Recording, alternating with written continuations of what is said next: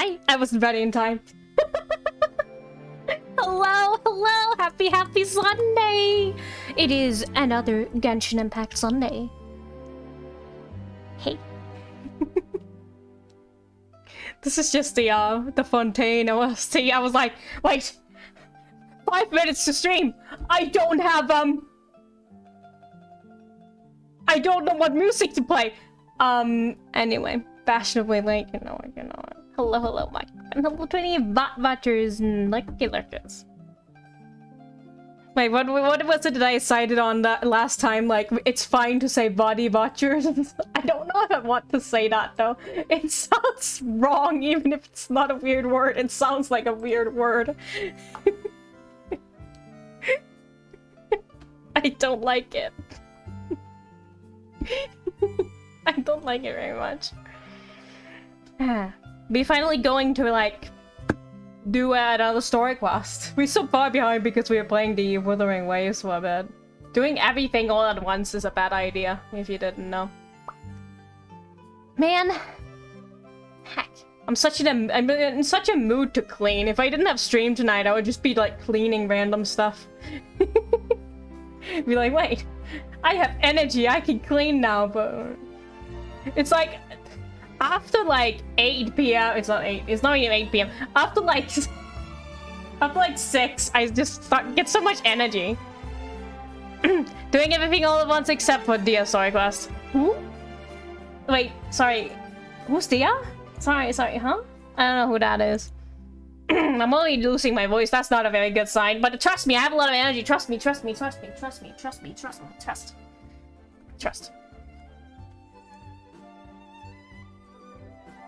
It's gonna do a cough and it'll be fine. Just drink something, it'll be fine.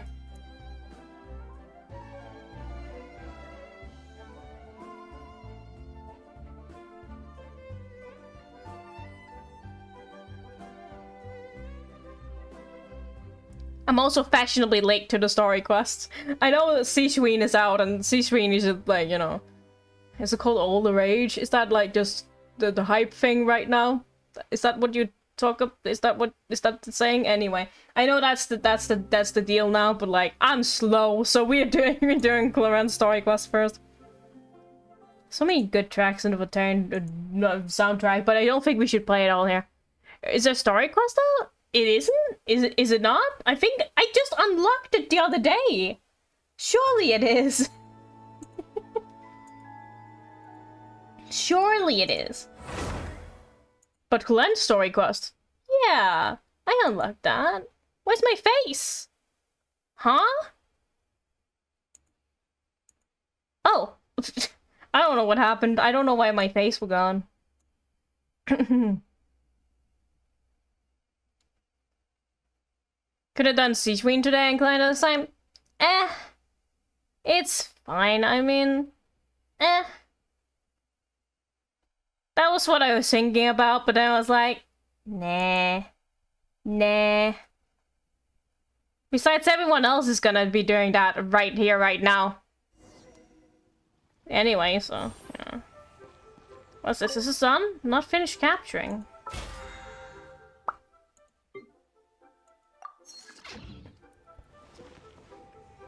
So...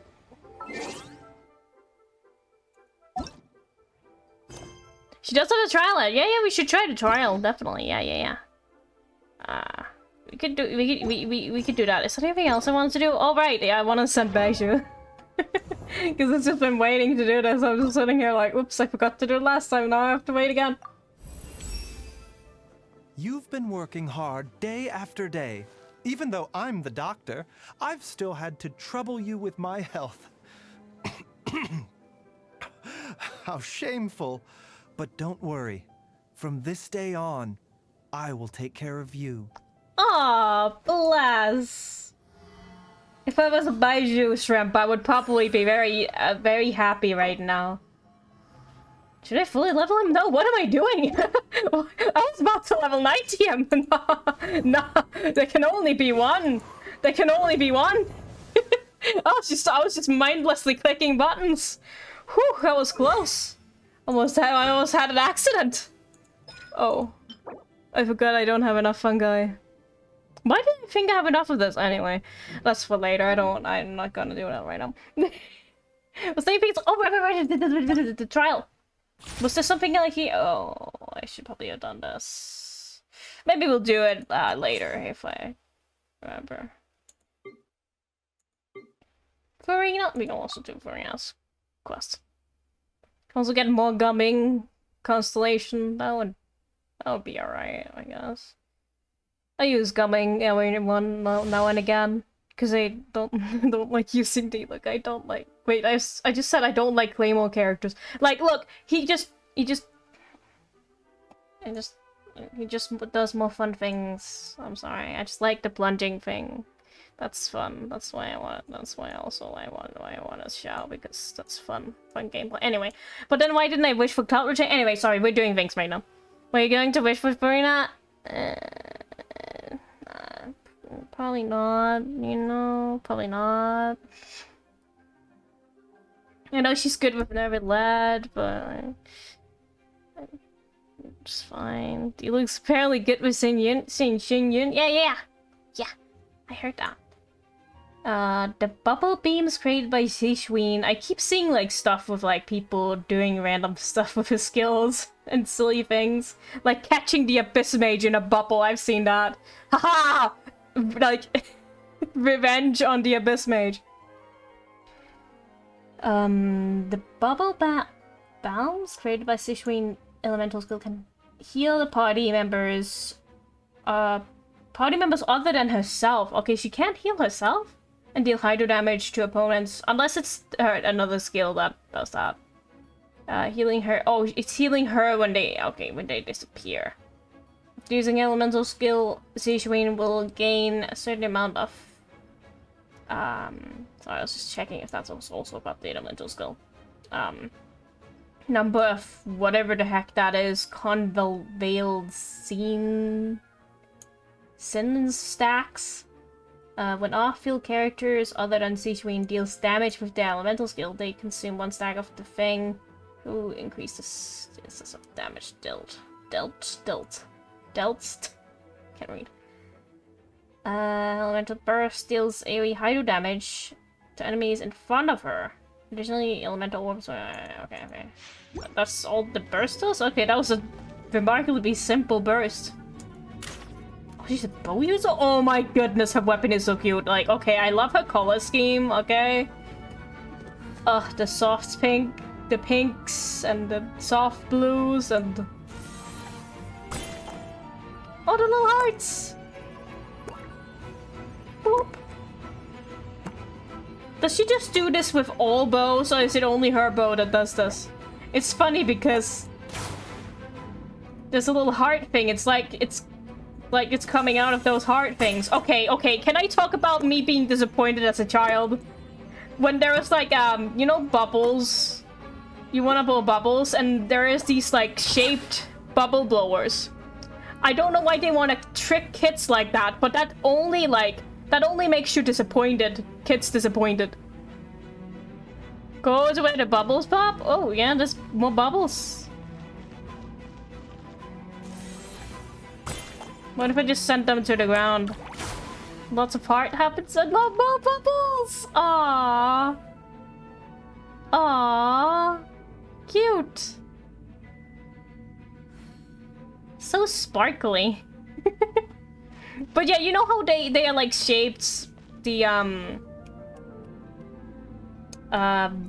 bubble blower stick things. They're shaped like, they maybe have a square shape or a heart shape, right? But bubbles can only be round! And I was so disappointed as a kid. Bubbles can only be round. They can't just because you have a heart-shaped bubble thing doesn't mean that the bubbles will be heart-shaped. I was so disappointed as a kid. Who does that? What adult is so mean and be like, hee, let's make a heart-shaped bubble blowers. So now the kids will think they'll blow. That's just false advertisement. I would like to make a public complaint. Let's see. Can these be hit by these, or does it just not? Oh, it's just an effect. It doesn't do anything. You know what? Fair. You know what? That's fair. Wait, did she make an orb? Is that a Nerved Lad orb? Is that for Nerva left?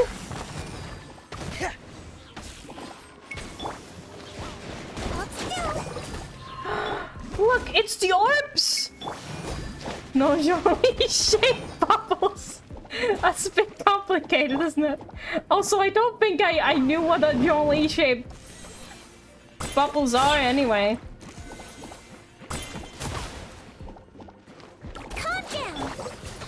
Calm down. My sword. Yeah, just hit nothing. That's great. I'm so glad I'm great at this. Going under. Hair. Getting here. Hair. Do you remember how to play Feminine? I know we played him a bit during the new the replay of the anyway. Don't be nervous. Just relax. Oh, she does the pew pew pew. Oh, fun! It's like never let. Okay. Wings of darkness. Come, sever night from day. Rain outlines your fate. Maybe her burst of the maybe her burst of the bow bubbles. What? She can also do something with the orbs. Oh, with the orbs! Sorry, I didn't get the first part of that sentence. Let's see. No wonder I was struggling. No, my sword. I swear, it's for medical research. Oh, I should have done the bubbles first. Whoops, my bad. Midnight Phantasmagoria. Okay. Rain cutter. Commencing cleanup. Frost is coming. Hair. Frost is coming. Hair.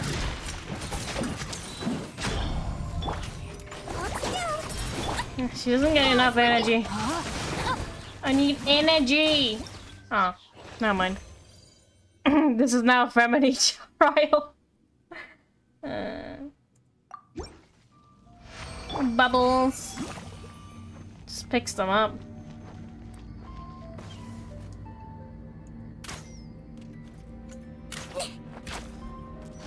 That was a medical orb thing, a pill.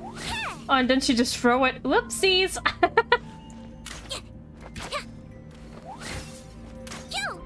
Okay, she only has 3. Wait, does she have wings? I never noticed. Look at her fly.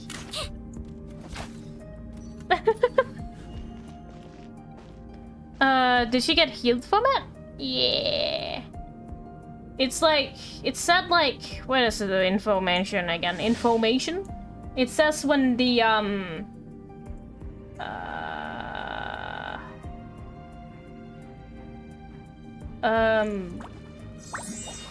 it heals her when they disappear. The orbs, I guess? Are those the orbs? Heal party members, those bubble, the things that are created when they disappear, then just heal her, I think?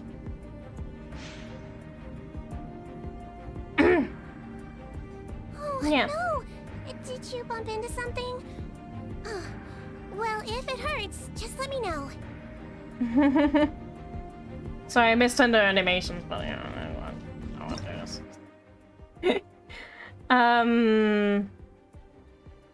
Alright, we can just do this. Yep, thank you.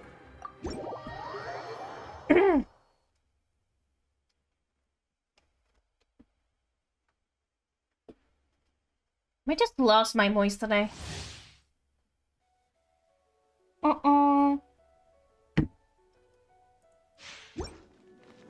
When I just spend my day alone, I should probably just talk a little bit to myself just to make sure my voice actually functions.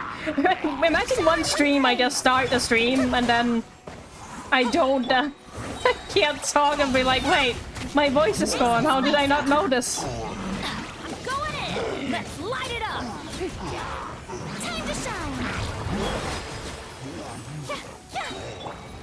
Come on out! Right, yep, it's strike a pose!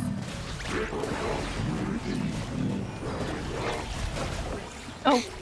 Let the world come alive! Oh, nice pose to end that on. Look at her. Bonk. I don't need Farina. No, I don't need. When am I ever gonna use her though? It's just gonna be another Ito who just sits in my party being like, oh, I guess she exists. May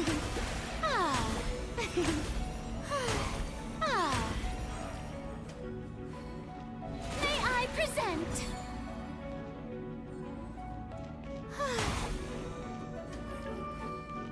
She's just gonna sit there and be like, oh, look, I have Farina. Isn't she cool? She just sits there and looks cute and does cute things.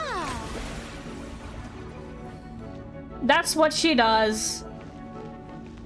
So nice something, yes, maybe I'll think about it. I'll think about it. I'll think about it. I'll think about it though. I'll think about it. I'll think about it. I'll think about it. I'll be thinking about it.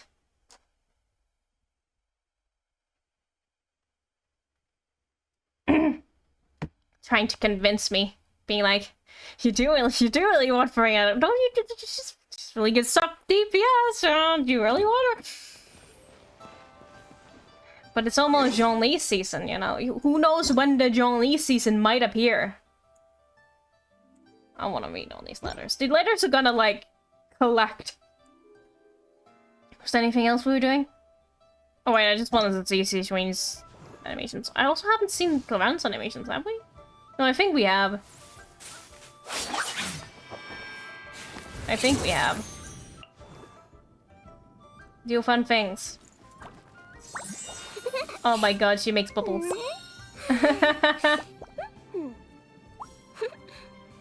just cuteness things, you know? Just cuteness things. No, we don't need bubbles again. Syringe! That's a hecking huge syringe. Oh, she just brings a syringe. Okay. It's often that the characters, when they have a thing, they just kind of like... Every journey has its final day. Have the thing appear with them for the animations. Your unit doesn't fit your team and you want Hydro Season. That's true. That's true.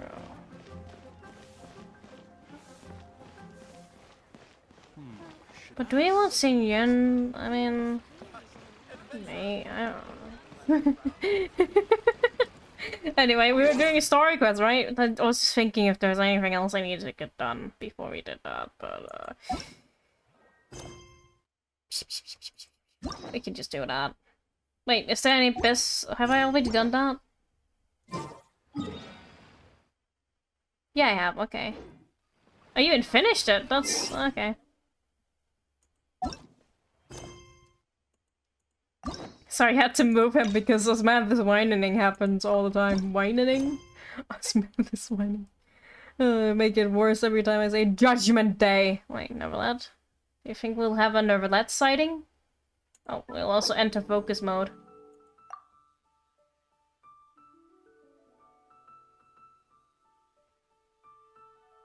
Oh, Sing Show. Oh, right. I was like, nice.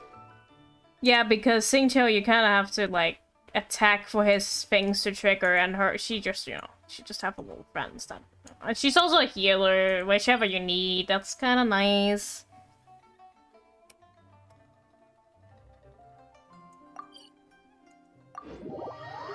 Yeah.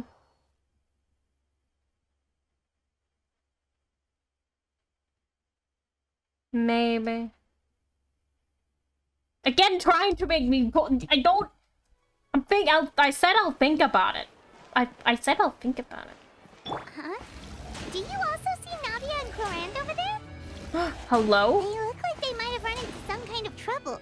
Let's go check out what's going on. Oh, hell yeah. Navia's there too? Yeah, let's end Pride right. Let's end Pride mode on the... Hell yeah. Sorry. Still no dice? Not at all. And I've asked pretty much everyone in the Court of Fontaine already. I've never seen a character do this before. Why does Navia get everything? Navia got tears, Navia get to like lean over a railing like that. Nobody ever does this. Navia gets to do all the things. It's like she's like, oh, they just experimented, like using her as like the genie.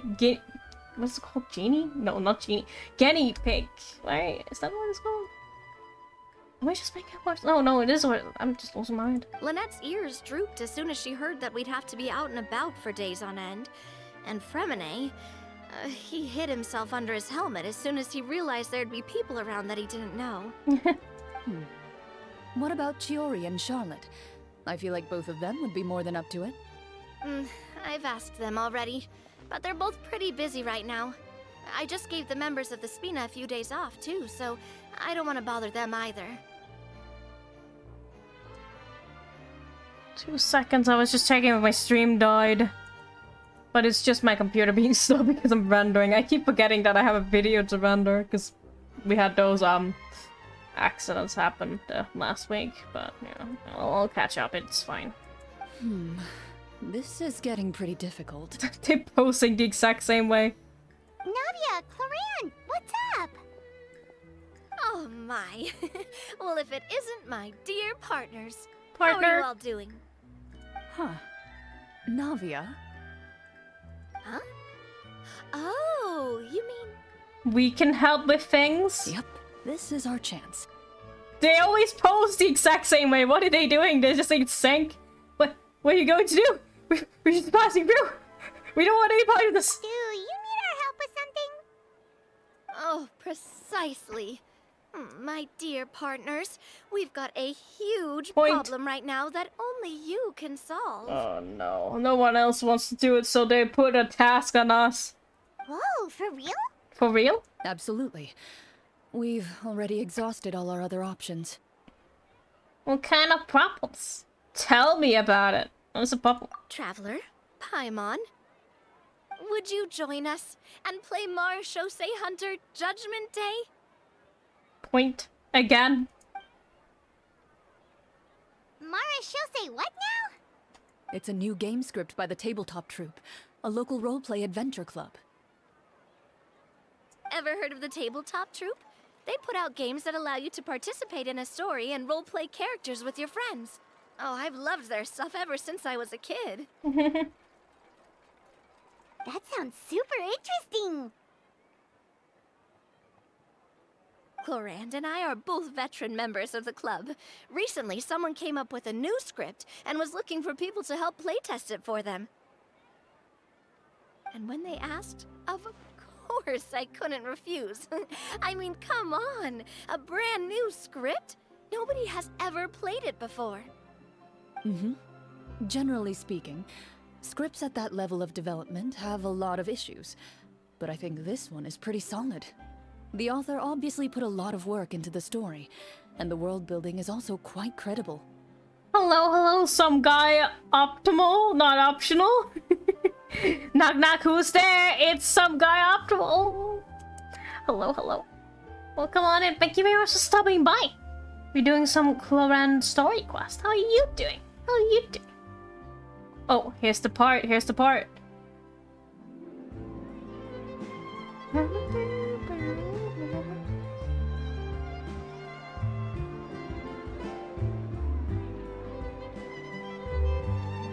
Okay, sorry. Whoa. I know I was the one that handed you the script, but some of us haven't read it yet. No spoilers, please. No spoilers! Anyway, the script calls for a team of 4. Ah, yes. We're missing one final player right now. Wait, so Paimon doesn't count?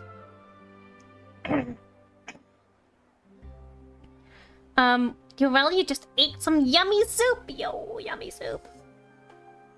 Good dear. You're right, that is a big problem. So, you're saying you'll help us out? I knew I could count on you, partner. Oh, you mean you already have the 3 players, but you're just missing one, as in me? So you have, like, another person who's also here? For it? Question mark? Paimon and the Traveler are kind of a package deal. Is that okay? That's not a problem. I'll adjust the pace based on the actual number of players, and ensure that everyone has a good time. Well, Traveler, what do you think? Wanna play? Paimon will follow your lead. I sound like always call me in for a great script. I'll always help a friend in need. Well, that solves our problem. You have our thanks. Woohoo! Woohoo! I'll go grab the script manager from the club right away. The script manager? Didn't you just say that you gave Clorinde the script? The club introduced a completely new kind of gameplay for the script. In this iteration, the Game Master's version of the script is incomplete. The script manager provides the next part of the script only after players have completed the current list of objectives. Navia's so excited about everything. On top of that, in order to increase player immersion, the club has created some of the story's sets and scenes in real life. We'll only know where we should go once the script manager reveals the starting location. Oh, that's fun. Wow, you're right. Whoever wrote this script really did put in a lot of work. And it's got a real healthy amount of suspense, right? I mean, even the GM doesn't know how the story will end. What the fudge is this? It's a story quest. I look forward to experiencing it with you all. We're playing a game, apparently. You know, that sounds like a lot of fun. Usually story quests are so serious nonsense, but this is just some silliness, hell yeah. I mean, there's probably gonna happen some serious business in here, but you know. Why don't you go meet up with the others first? They should all be waiting at Chioria Boutique. I'll come over with the script manager as soon as I find them. Sounds good. Remember to always watch where you're going, and don't rush. Looking out for her. But like... Is this just like... This is just like real life because they're trying to like have their friends play some D&D with them, right? And they don't have time because it's like a huge deal. Ah, heck. Playing a game? Cut out for a bit? Oh, heck. Yeah, we're playing like some sort of adventuring game thing, maybe? Not sure. You say that like I'm 6 years old or something. Let me think. What kind of character should I play Yeah, this is time? really like D&D, yeah. I just hope you'll pick up some useful skills this time. Oh, and stop trying to persuade every animal you come across. Is it like D&D but IRL? Like role-playing? That has a real name though. But in my country we just call it role-playing though. Like where people are out in the forest and they play like ogres and knights and stuff. We just call it roleplay. I don't know what the actual name for it is in English does.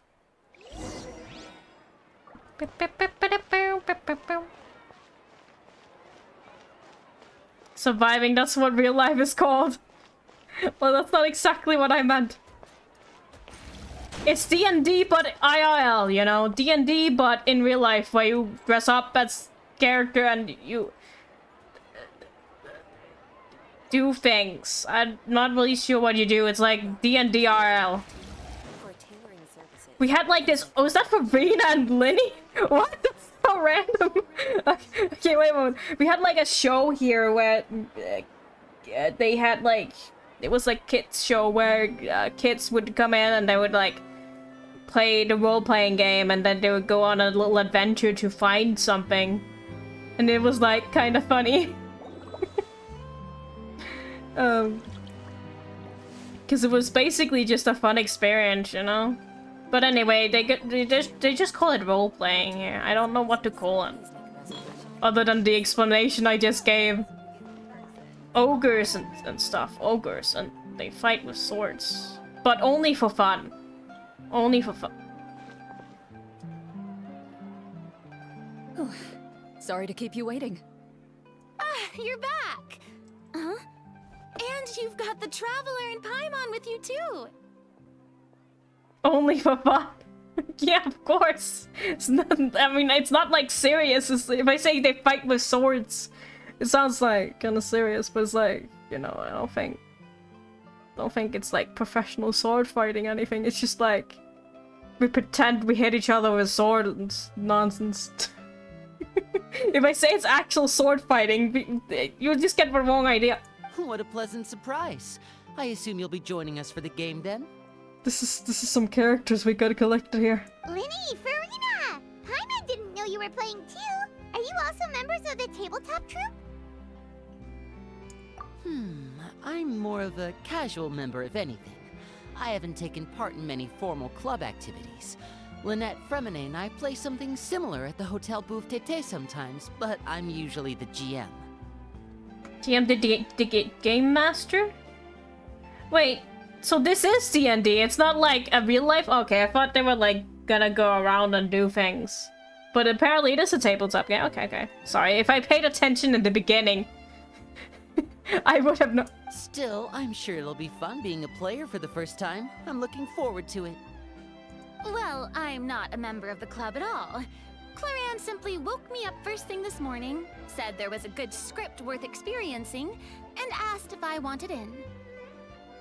You can't not look at his bow tie. There's so many fun little details. You know what? One thing I really stared at for a bit, like in the Honkai game. So Boot Hill has these like little star pieces connected to like little badges. I think it's like medals or something, and they just had like physics to them, and I couldn't like be like, I just kept looking at. I was paying attention to the story though. I'm paying attention to. If you're interested, I can give you a referral. That should give you a 40% discount on membership fees. But they were just like hanging little metal things, and I thought, oh, I think I'll wait to see how this experience plays out first, especially when it comes to the quality of the script. If it's sufficiently fun, then I'll join. But this shows that she doesn't have money though, so like, that's probably why she doesn't want to join, to be real. Do you participate in a lot of tabletop troupe activities, Clorinde? Or does she now? But I mean, that was before she joined the theater troupe. So maybe she's made some money along the way. I don't know what she does anymore. I don't know. I just know she makes macaroni. You could say that. She's actually one of the few senior game masters of the troupe. Ah, right. I knew about that even when she was still my subordinate. It's nothing. Really, just a small hobby of mine. She's ashamed to be a nerd. Only ultra nerds play Dungeons and Dragons. Wow. Paimon's so used to seeing you be all upstanding and intimidating as the champion duelist. It's kind of hard to imagine you role-playing with a bunch of friends. I was gonna say it's nice that she has a hobby, you know, so she's not just this stuck-up duelist person. But D&D is so cool. Well,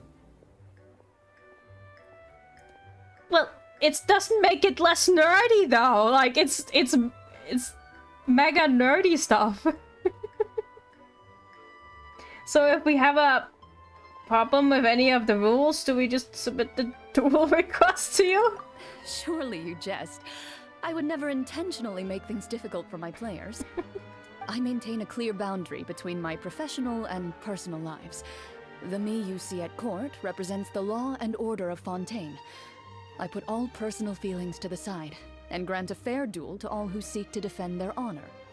But in my personal life, I'm just an ordinary person. Someone who feels anger and sadness, just like everyone else. She's just an ordinary person? Yo, I like that. Well, you say that, but for all the time I've known you, I don't think I've ever seen you cry. I've seen you get angry, sure, but now I'm wondering whether you were actually mad or if it just looked that way from the outside. She's just like me for real. An actual person, you mean? I was probably in work mode during those times. Is that so? Well, in any case, I just feel like even in your personal life, you don't get emotional very often. She hit us with the "is that so?" Why does Farina remind me of the Velvet Room attendants? Is this because she's wearing all blue? So you want to see but me Clorinda's cry? also... That might be a little difficult. A show of anger, though, that might be something I could accomplish. She can't cry on demand. No, that's not what I meant. She does want to see her cry. What the heck, Marina? What's up with that? That's kind of messed up.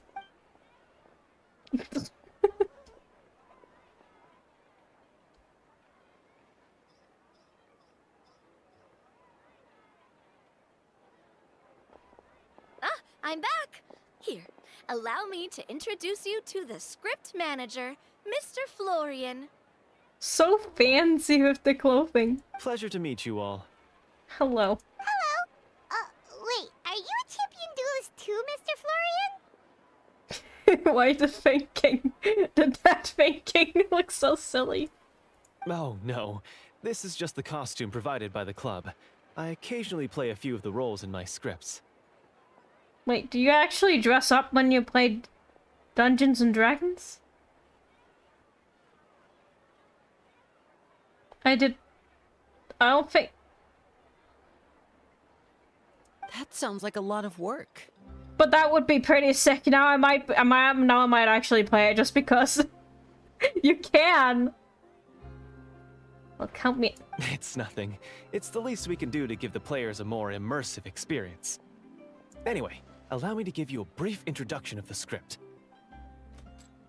This script was adapted from the real history of the Marashose hunters. You all will play the role of hunters from a bygone era and resolve a series of events unfolding in the capital. Paimon's not super familiar with the history of the Marashose hunters. Is that a problem? Oh, no problem at all. I can give you a brief rundown.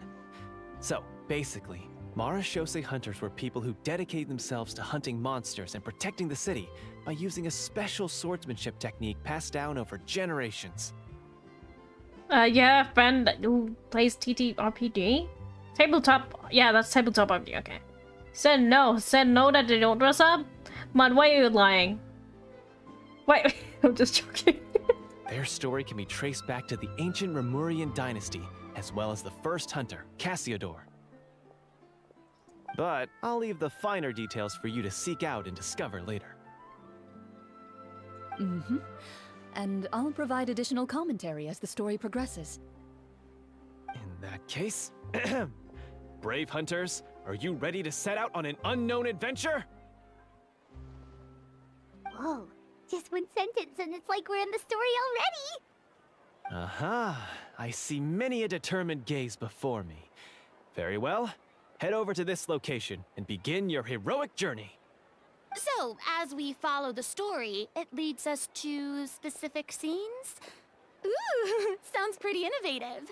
What does the message in the envelope say? Cassie old door? Huh? Like Dorkun? Who's Dorkun? It's the exact location of the scene, as well as the formal permission to use the venue. Huh, seems like they have everything prepared. Please check all your belongings, everyone, and make sure you haven't forgotten anything. Once you're ready, please follow me to the designated location. Sounds good! Hunter Squad, move out! No good Persona 3 protagonist. Oh! I didn't know. That was a nickname he had.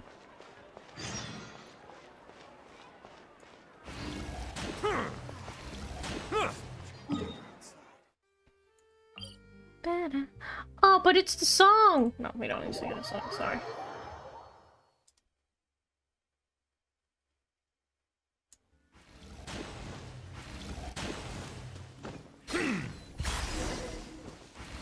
I can't just fly off the edge. That would be so funny though.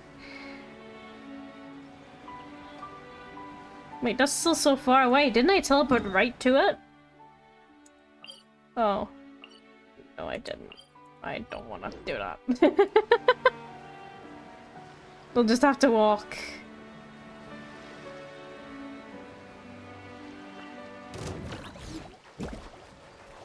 Hi, Hydro monsters. I'll leave you be because I cannot hurt you.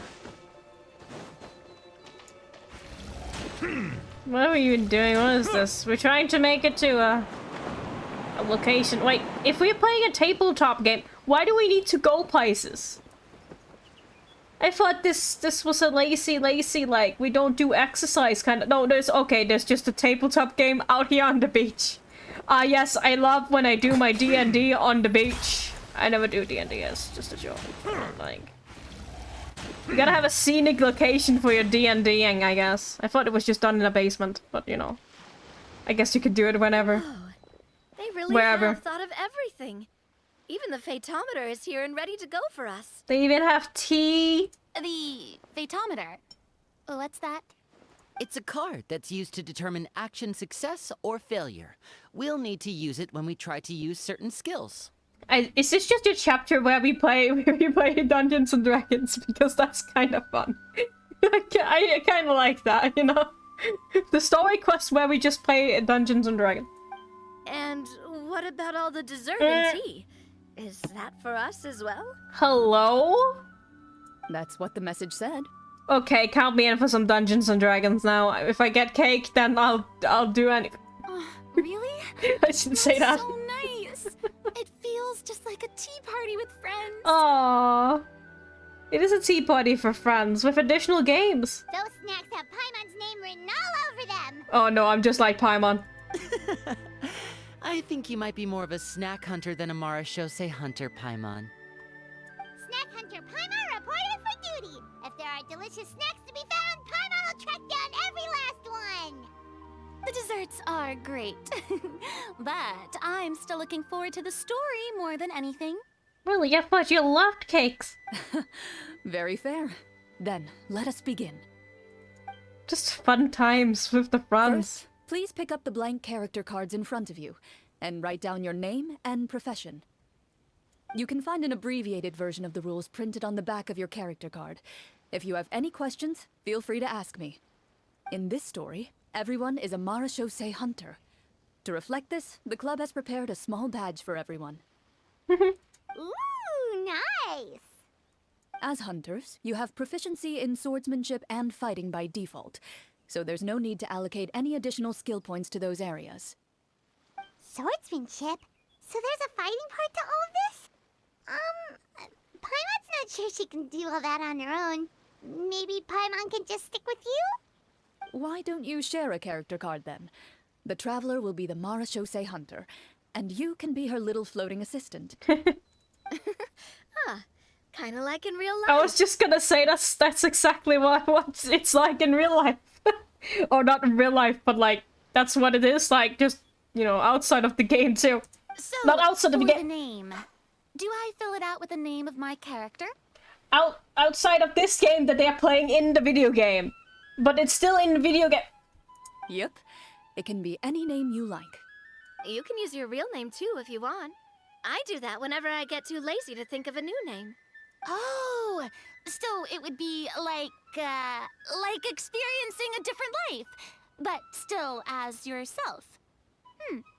That's not a bad idea. In that case, I think I'll continue to use the name Linny then. Next up is the skill sheet. You have a limited amount of skill points that you can use to learn a number of skills. The more points you invest in a particular skill, the easier it will be to pass associated checks. I'll take persuasion and investigation. Those are must-haves when it comes to missions like these. Persuasion. Oh, those skills sound like they'd be useful for gathering intelligence. Good idea, Navia. Just as expected of a veteran player. Wait, persuasion? Gaslight? Girl, keep gate boss. Gate boss. What the So, fuck? should we also take those skills then? Gate boss. It would have been funnier if I said gay boss. Not necessarily. Since we're working together as a team, we could leave the negotiations to Navia and use our skill points to pick up other useful skills. For example, I think I'll take stealth and sleight of hand. That will give us more options if we run into any situations we can't negotiate our way out of. Oh, interesting. I wasn't thinking about it like that. I suppose it's not so different from an acting troupe. Everyone has their own role to play. Let me see. I'll take arts and performance. I'm not quite sure what use they'll be, But I'm not as knowledgeable about the other skills, and I am not too confident I'd be able to roleplay them well. Well, that leaves us. What do you want to learn, Traveler? Learn cooking, learn medicine, learn insight. Learn cooking. I'll learn some medicine. Everyone needs a healer. Ooh, so you want to help people when they're injured. That's nice of you. What's insight mean? Just know more things? Knowledge? Oh, something that'll help you get a read on other people's thoughts. Sounds useful. So what do you think? Are you sure you want to learn these 2 skills? Yeah. Let's see. Oh, looks like you each have enough points to choose one final skill. You've all picked such classic skills. It's fine to go a little bit out of the box, you know. Why do I get the feeling she's getting ready to cause trouble? Oh no. Navia tells us, stop being like other girls. For example, this one here. Summon. Doesn't it sound super mysterious and cool? Oh, I saw that one just now as well. The description says, this skill can be used under certain circumstances to summon characters or creatures that fit the script's world-building rules. The script's world-building rules, huh? But how are we supposed to know what a Marashose hunter can summon? Oh, that's not for us to worry about, my friend. Just learn the skills that interest you, and the GM will take care of the rest. Why is she kind of bothered about that? Alright, you've convinced Paimon. Let's learn Summon then. Paimon can't wait to see what kind of thing shows up. Well, now that everyone's more or less finished creating their characters, we can begin. Since 2 of our players are doing this for the first time, though, let me ask. Would you like to play on easy mode or authentic mode? Authentic mode. What's the difference between the 2? Well, in role-playing games, the story sometimes changes based on the decisions of the players and the results of the Fatometer. For example, if you fail a check, that means you cannot use the target skill in that scenario. A critical failure may even result in further negative consequences. Consequences! If you choose to play in authentic mode, every time you elect to use a skill, you'll need to use the Fatometer to see whether you succeed or fail, and face any consequences that may follow. Consequence! If you choose easy mode instead, every check will be successful by default, and you won't have to worry about luck playing a factor. That's boring. What's this? Wait, we actually gonna play the game? Huh? The random checks triggered by the Fatometer often serves as indicators for the Destiny's course or the success or failure of an action. Press to draw a card and get a random number between 1 to 20. If the number displayed is greater than or equal to the check's difficulty, you will pass this check, otherwise you will fail it. The random checks triggered by the thing often served as indicators for Destiny's course or the success or failure. Okay. Press to draw a card, get a random number. Really just start playing board games in the story quests. I don't mind it. This is great. Between 1 to 20, if the number displays is greater than or equal to the check difficulty, you'll pass this check, otherwise you'll fail it. Okay.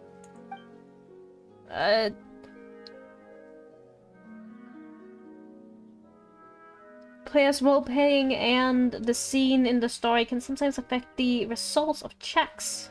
The current check bonus will be added to your randomly drawn number, making it easier to pass checks. In easy mode, all checks are considered successful by defeat. Okay. Given that I'd like to focus on the story, I suppose I should pick easy mode. I'd feel bad if I brought the team down by failing my checks. Huh? Oh, come on. Don't worry about that. RNG is the lifeblood of role-playing games. I'm going with authentic mode for sure. Never knowing what you might have to overcome. Ugh, doesn't that sound exciting? Oh, they can each choose a difficulty? Oh, okay. I thought we had to choose our own overall difficulty for, like, all of us, but everyone can have different difficulties? Okay. I'd rather be mentally prepared for what might happen. All right, then I'll mark down Farina for easy mode. All her checks will be successful by default.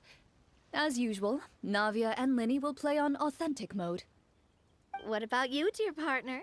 How would you like to play? I'd like to play authentic mode. I feel bad for Farina being the only one on easy mode, being like, oh, I'm the only one. But, it's fine. It's her first time. I'll try the authentic mode, though. Are you sure? Yeah.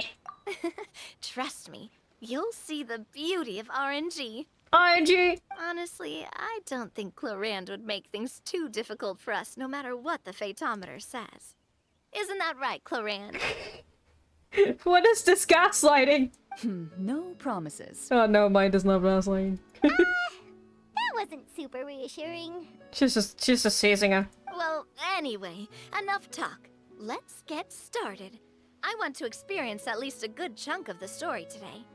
Speaking of the story, why is the beginning scene on a beach? Well, that's because a long time ago, back when human civilization was still in its infancy, powerful demons and evil sorcerers ruled over the land.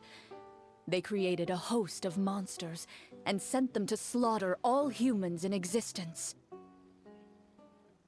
Genshin is a novel game now, like a visual novel. Yo, look at this! Look at that! Soon, a group of human rebels banded together. With their swords raised, they swore to brave the darkness, and in doing so, subdue each and every monster that sought their destruction. They became known as the Marashosei Hunters.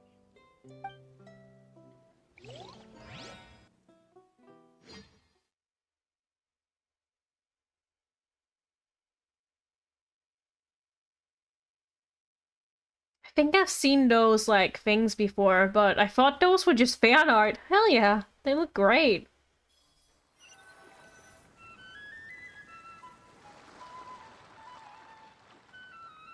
Sometime later, as a member of the Marashosei Hunters, you receive a commission. Following the address provided on the message, you take a boat and arrive at this strange city. As you inhale, you can taste the slightly salty air of the docks as you begin to survey your surroundings.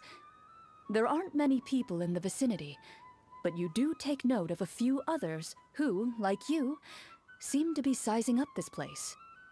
Your eyes meet, and you realize these people are fellow Marashosei hunters, likely led to this location after receiving the same commission as you.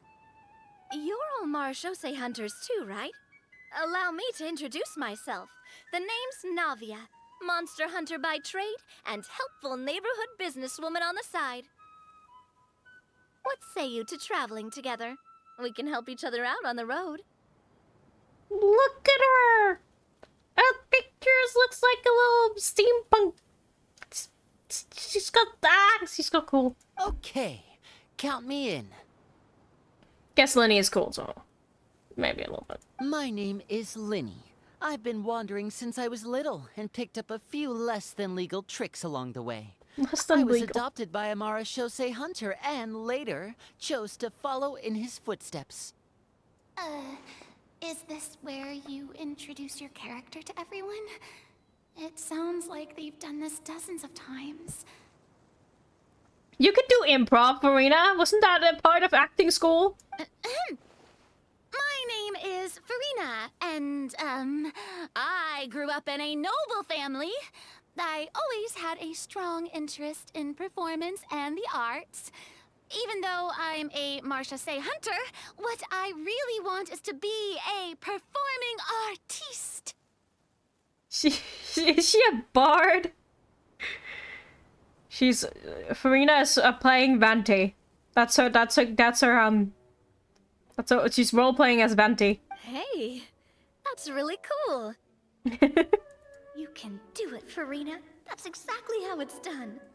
Paimon is Paimon, a good friend and companion to this Marashosei hunter right here. Paimon is Paimon. I've been studying medicine ever since I was a child. I want to do my part to eradicate these monsters and use what I've learned to heal others. Dr. Lumine! Dr. Lumine! Oh, welcome, welcome. When we face the monsters, I'll make sure to charge in front to give everyone some cover. You can take care of the healing at the back. Also, she gets to talk. You open your envelopes at the same time. The message reads, "To the honorable and trustworthy Marashosei hunters, our kingdom is currently facing a grave crisis. The lands outside the capital have been overtaken by monsters, and our people are being led astray by forces of wickedness. We beseech you, please help us resolve this crisis and return peace and stability to our home." Huh. The layout of this city looks super familiar. It kinda reminds Paimon of Mondstadt! The scriptwriter must have used a real-world city as a reference when coming up with the map. As experienced hunters, the layout of the city reminds you of places once traveled. You recall the sight of tree-lined streets and the gentle tranquility of days gone by. Yet, as you regard the city in front of you, it appears to be little more than an empty shell. Its hollow gates are open to you, beckoning you to come forth and bring salvation back to the town. I carefully read every line of the letter and turn my attention to the signatures at the bottom. Who issued this commission to us? You see a long string of unfamiliar names. It would seem that many of the residents of the city issued this commission together. They sensed that things were not right within the kingdom and sent a distress signal to the outside world. In that case, why don't we take a walk around the city and see if we can learn anything from the local residents? Oh, good idea. We might be able to get some leads on the monsters and bad guys we're after. You look up and see a tavern nearby. It appears to be open for the day. Why don't we go check out that tavern? If the novels I've read are anything to go by, taverns are usually full of information.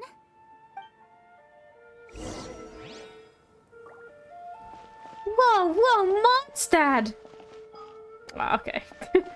It's Mondstadt! Not As you not approach the Mondstadt. tavern, you find a plainly dressed woman standing nearby. Standing? She appears to be rather troubled about something.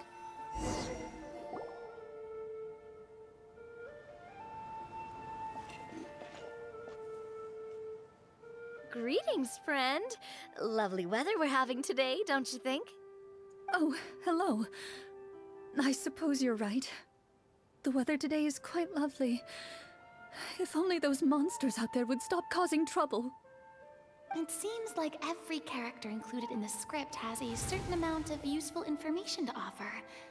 If we keep asking questions, we might be able to get some good leads. Oh, it's been a long time since we saw Farina's other self. She sometimes does this where she thinks to herself, and then the other person appeared, like the other Farina. Which is... okay. Oh, come now, don't be sad. Life is all about optimism. Oh, that reminds me. What did you have for breakfast this morning? Don't be sad. Freaking Navi is the just cheer up option. What if someone told you that, Navia?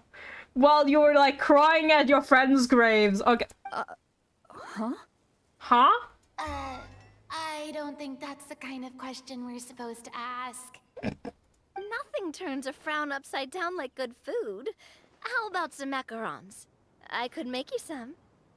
You didn't even take cooking as one of your skill proficiencies. That's not necessary, miss. Excuse me for saying this, but you don't really look like a chef. Besides, I'm not really a fan of sweets. Navia trying to break the rules. This is Marina's first time joining, and she's like, she's not following the rules. Is this what Dungeons and Dragons are like? So you're someone who barely smiles and doesn't like sweets. You're really starting to remind me of this one friend of mine. Is she referring to Clorinde? Hey! Did she just... me? Did she just ask me? Clorinde must have broke character for a second. This isn't getting us anywhere. Traveler, maybe you can think of something. I'd like to do an insight check to see what's troubling her. The results of insight checks aren't disclosed to the players, so I'll be the one consulting the fatometer. Sorry, I skipped her. So use insight, discern their thoughts. What? You recall all the lessons you've learned in your time and begin to carefully observe the woman's mannerisms. You notice that when she's quiet, she has an empty look in her eyes, as if her thoughts have drifted to a place far, far away. And when she speaks, she often subconsciously reaches out to touch the ring on her left hand. Did something happen to your husband? So you noticed. That's a little embarrassing. A horde of monsters suddenly appeared near the capital recently, so all the guards were dispatched to fight them. Do you remember when those monsters appeared? I'm not completely sure. All I know is that my husband was dispatched to fight them 3 days ago. Do you know where he was sent? It all happened so fast. When we said our goodbyes, he couldn't even tell me where they were sending him. You have our thanks, friend. We'll find and defeat those monsters as soon as possible. We sincerely hope your husband will be able to return to your side soon. Oh, thank you. I'm not gonna lie, this is absolutely not what I expected from Clorinde's story quest, but I'm not even upset about it. This is great. Don't worry. We'll find him. Just try to remain optimistic and wait for good news. We don't always get to choose what happens to us. But we do get to choose the little things, like what we eat and how we respond to the things life throws our way. I hope that one day, you too will recognize the power of something as small and inconsequential as a delicious dessert. I'll do my best. You bid farewell to the woman, and continue your journey further into the city.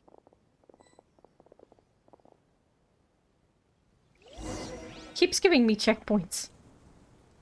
Oh, hell! I didn't even notice.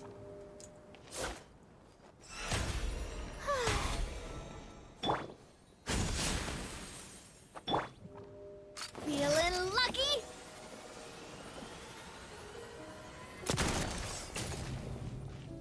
Oh, she has a freaking axe! Yo, let's go! Yeah. Wouldn't it be ultra sick if I got... I was about to say Farina's axe. Farina doesn't have an axe. Navia's axe. Man, I like Navia. Such an unexpected, pull for me. Like, an unexpected, good pull. Would I... How do I even say that? Like, the opposite of a regret pull, basically. As you venture further into the city, the streets appear largely empty. An elderly woman walks past. You see her shake her head as she puts away her wrinkled wallet. A nearby merchant folds his arms and gives you a disdainful look. You get the impression that he's someone who has long gotten used to the sight before him. What's that?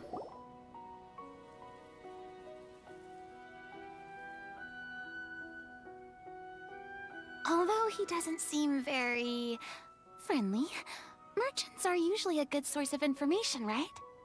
Pardon me, sir. I'd like to ask a question if I may. That depends. How much are you willing to pay? I didn't expect Clorinde to make a voice for him. That's amazing. How about this much. What do you take me for? Some lowly beggar? You can't even buy half an onion with that amount. That's great. Surely an onion can't be that expensive, right? What do you know? War's nearly upon us. Everything costs several times what it did before. If you're not gonna buy anything, then scram. Whoa, what a nasty guy. Maybe we shouldn't even bother talking to him. But he still might have information we need. Traveler, can you think of something? Persuade him, Novia. Sir, we came to this city to solve the very problem you seem to be referring to. The war you mentioned, would it happen to be against the monsters outside the city? If you happen to be well informed and know a thing or two about what's going on, we'd appreciate it if you could share that information with us. After all, the sooner this problem gets resolved, the easier it will be for you to do your business. Persuasion skill and this is an action. But wait, doesn't, like, Farina's skill never fail? So if we just, like, ask Farina every time we need help, she'll just win every time. She'll win by default, right? I have to keep that in mind. Because now we have to, Oh, okay, it just works. Hey, it works. It just works. Well, things are basically as you said, young lady. Those monsters are camped outside the city, and they've been destroying all our trade routes. We have limited reserves within the city, so if this continues, we're all gonna be in big trouble. Wait, you're saying no one has put a plan in place to distribute supplies or maintain order?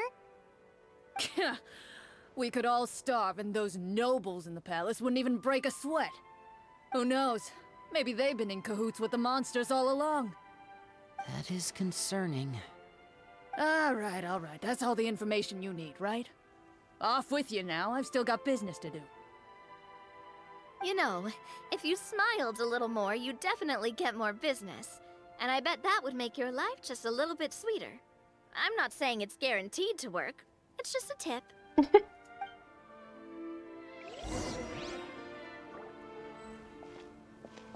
Should we try to go somewhere with more people? Oh, how about the city square? Follow me.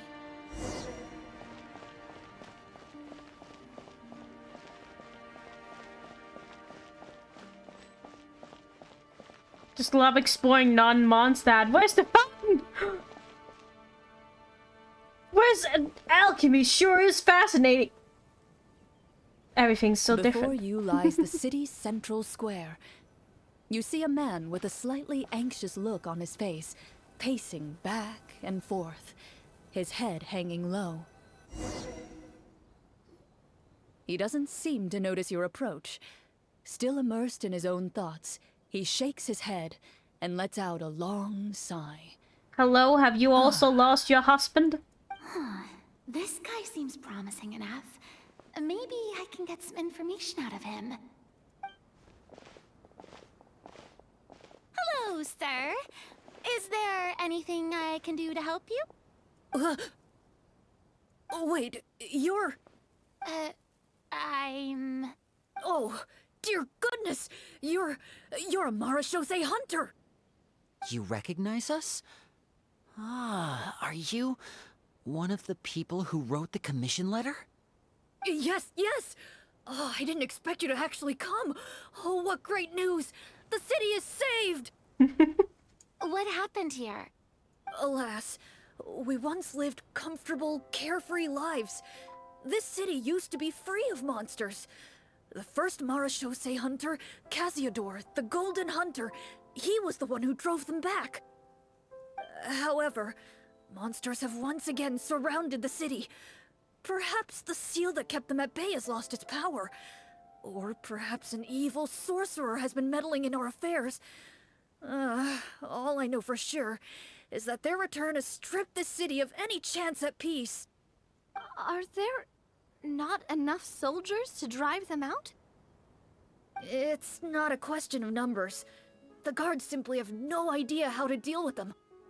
Most people my age have never even seen one of the monsters, much less been trained to fight against them. What's worse, Many of us don't even know the history of the Marashose hunters anymore. When I was a child, though, my grandfather would tell me stories about how the Marashose hunters drove back the monsters. So, on the off chance that something might come of it, I decided to reach out to you. To be perfectly honest, I was starting to think all those stories were just tall tales. But now that I've seen you in person, I finally know that it was true! Well, you can rest easy, friend. The righteous and formidable Marashose hunters are on the case. The man is touched by your determination and resolve. His eyes begin to well with tears of relief. Still, if we are going to hunt the monsters, we need to know where to find them. Can you give us any leads? Are there even any monsters? Or is this just because he said that nobody has seen the monsters? Is it just someone who's trying to keep the people in it? All I know is that the area outside the city is dangerous. I'm afraid I can't point you toward a specific location. He can't point. Oh, although, if you leave the capital through the main gate and follow the road, you should run into a group of guards. They might know more about where to find the monsters. I see. We'll go look for them then. All right, be careful. Oh, and one last thing. The monsters outside the city are just part of the problem. There are evil sorcerers inside the city as well. Huh? So be on your guard. They're actively working with the monsters, and have corrupted the court ministers with malicious magic. They're the reason why, even inside the city, everything has been a giant mess. Even one of our kindest ministers has turned into a boorish and unreasonable figure, interested in nothing but enacting laws that exploit the people. Who knows how much longer we'll be able to go on like this. Talk about being stuck between a rock and a hard place. I feel bad for him. Maybe we should try to cheer him up? I can't cook. Maybe Farina can sing. Huh? Like, now? Is this really the right time? I appreciate your kindness, but for now, it's more important to focus on the crisis at hand. Yeah, I didn't choose the cooking skill. I can't cook. Brave hunters, I leave the future of this kingdom to you.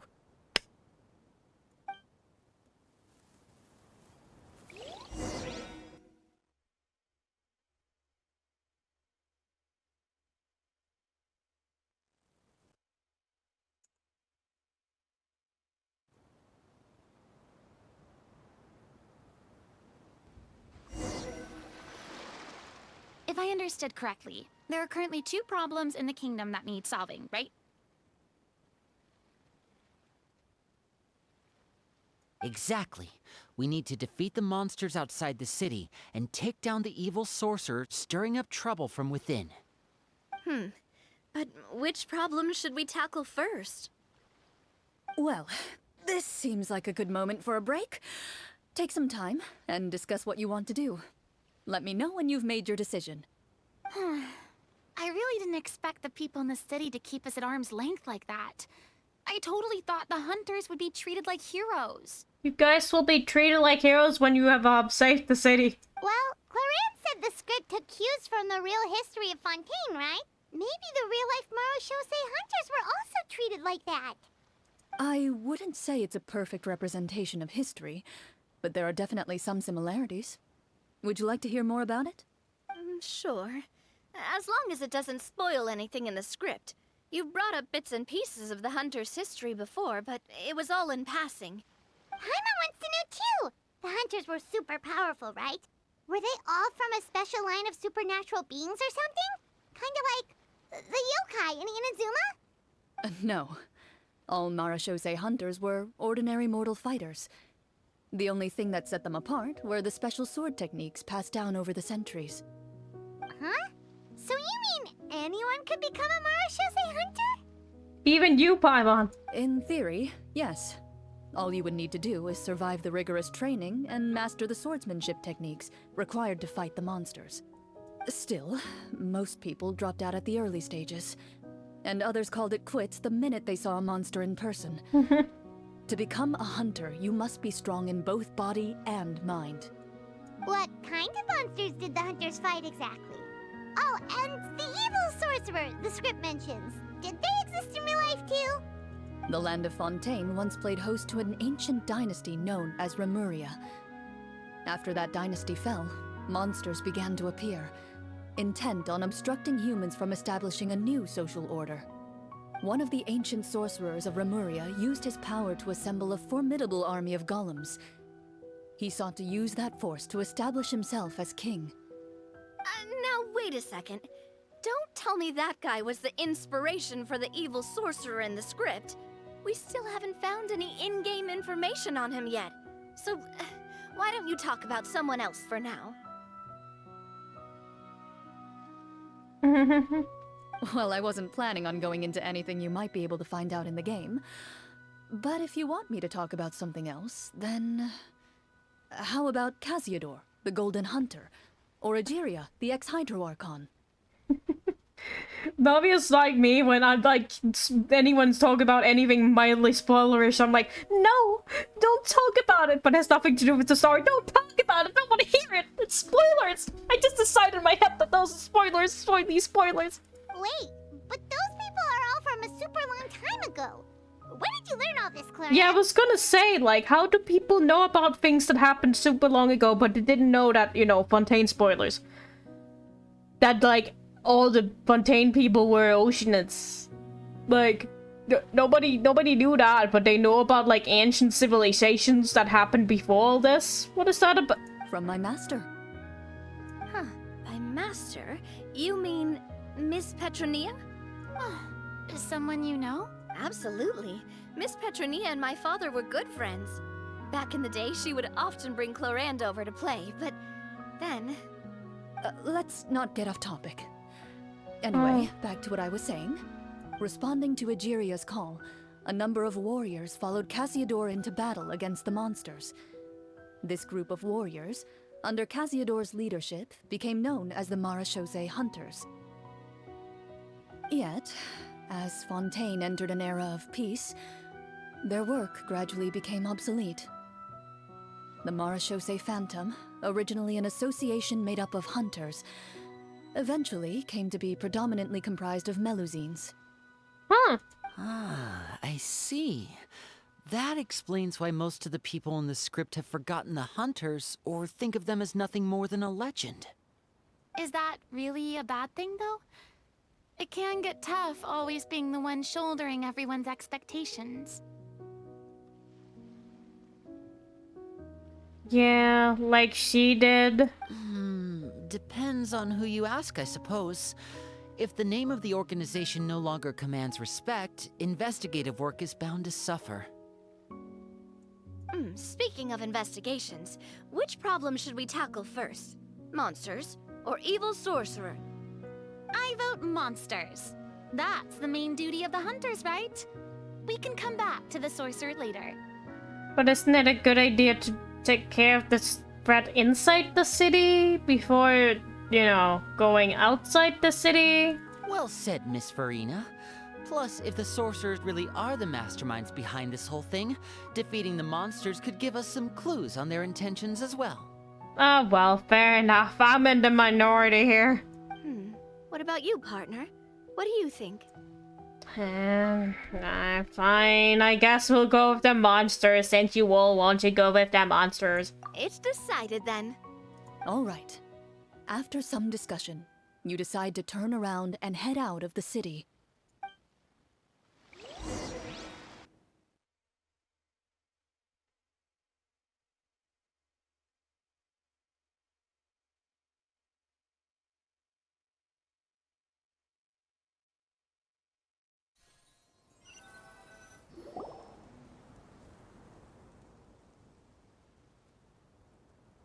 Let's take a look around, like that guy said. You there! Outsiders, halt! Who's there? Spooked. An armored man approaches you. He has a tall, muscular build and a determined expression in his eyes. Just one look, and you can tell he's fought in his fair share of battles. Although he's trying his best to conceal his current state, his uneven gait and the sweat dripping down his forehead make it obvious that he's been wounded and is in serious pain. I'm the captain of the guard. I saw you sneaking around the city earlier, so I'll only ask this once. State your purpose, or it's off to the dungeons for the lot of you. Oh no! Don't point! Don't point us to the dungeons! Wow, it's been a while since someone's been this suspicious of us.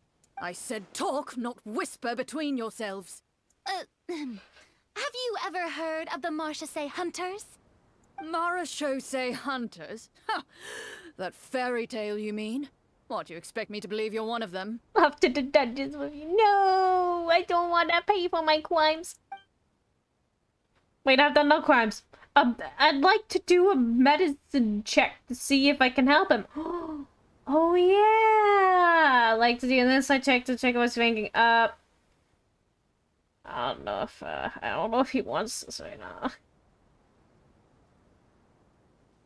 But like, yeah, he is injured. Let's try and help.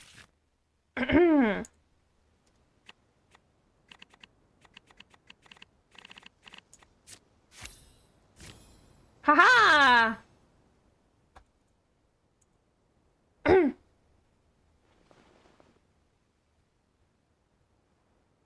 Using your knowledge of medicine, you're able to deduce that the injury on his calf was a monster's doing, and the wound has already begun to fester. As you check him over, he looks at you with suspicion and retracts his injured leg further back. I'm a doctor by trade. I'm a doctor. Please let me redress your wound. You don't have to suffer like this. I'm a healer, but... The man appears somewhat disgruntled at having been exposed, but soon relents and raises his leg for you to take a better look. He allows you to apply a poultice of specialized medicine to the wound, and it appears to bring him much relief. The tension in his brow eases. All right. Guess you lot might actually be real Marachose hunters after all. In any case, you've successfully treated my wound. So, what do you want to know? Do you know where we can find the monsters, or the other guards who are fighting them? He informs you of the various locations where monsters have appeared. He looks in that general direction with a pained gaze, as if a thin, invisible thread is pulling on his wound. Some of our new recruits have never even dealt with a petty thief, and now they're out there fighting monsters. If it weren't for this cursed leg. Oh, please, sir. Don't get too worked up. You need to focus on your recovery. Just leave the monsters to us. We're Marachose hunters, after all. Hearing you say that, a glimmer of hope flashes in his eyes. But it disappears almost as quickly as it came. Those monsters aren't easy to deal with. But if you insist on going, I won't stop you either. I just hope all the guards will be able to come back to their families alive. I wish you the best of luck. Based on what the captain said, the monster should be right up ahead. Let's go. Hopefully we're not too late.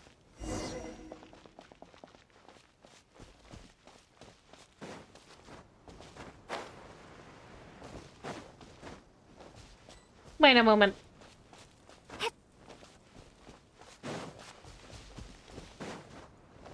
I can't do this. Does she have wings? Wait, do they all have custom wings, or am I just like... Is it just because it's my traveler?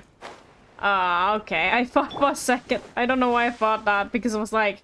I didn't give my traveler those wings. Yes, I did give my traveler those wings, apparently. I just forgot. Sorry. As you approach the battlefield, you see numerous people lying by the side of the road. They appear to be dressed like guards. Their faces are filled with desperation and terror.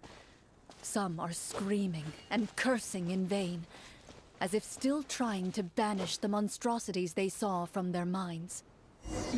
I'm sorry, I was just messing around. Oh, I gave her the sword, I forgot. Hello, Con Gaming. Hello, come on, and thank you for stopping by today. How are you doing? We're playing some, Oh, where did they go? They disappeared. We're playing some Dungeons and Dragons in the Genshin Impact. It just works. A few of the wounded look up at you in shock and disbelief. Point. Quick, leave this place. Turn around and don't look back, they yell. You good? I'm doing pretty good as well. I'm having a fun time. This story quest is actually really a lot of fun. Wait, how can I do the Neverlet thing? I forgot. Do you hold E? Is that how you do it? Baby Neverlet. Point! Point! Do it him! Yeah! Point! Sorry. What are you guys doing? You guys don't... Hello? I can't do anything? Oh well, I guess I'll just leave. I forget I can't move while I do this.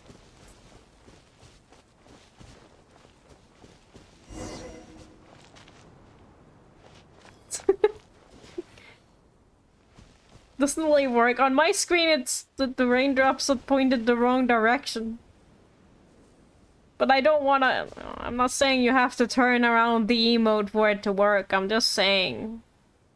I'm sorry. Actually... You did it wrong.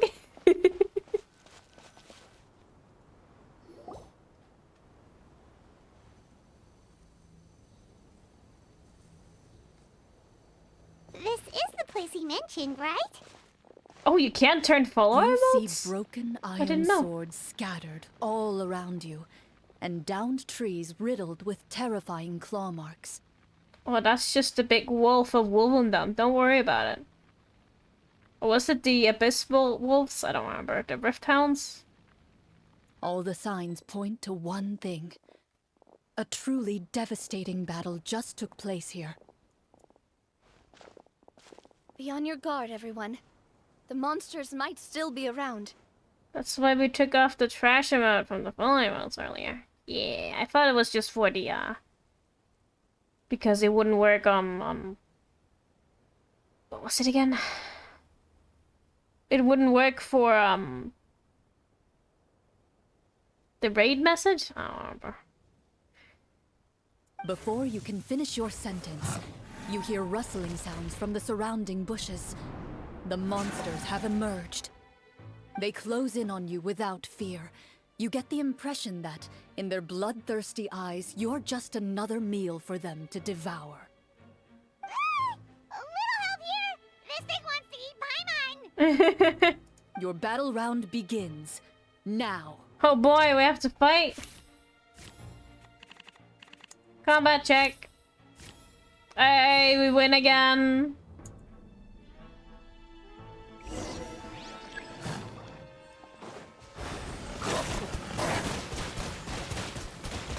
Yeah, I'm not gonna use the travel. Shower me with praise. Let my name echo in song. Step right up. A round of applause. The next battle round begins now.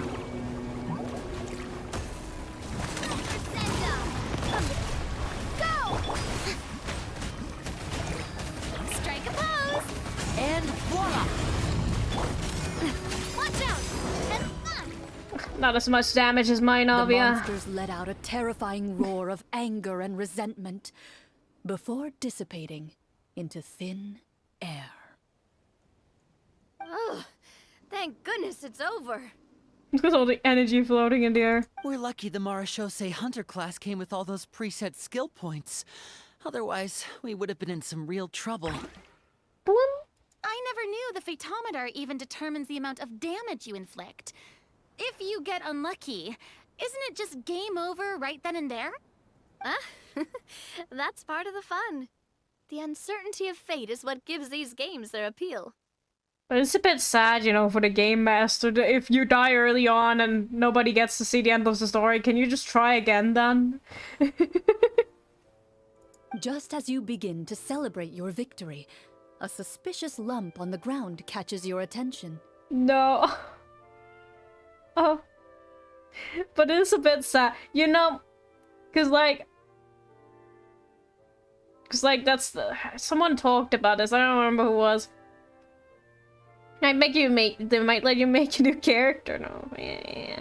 Cause someone talked about how they like oh, they made all this intricate story bits, and then the player just took a wrong turn, and then they were like, oh well, you don't get to see all this I prepared for you.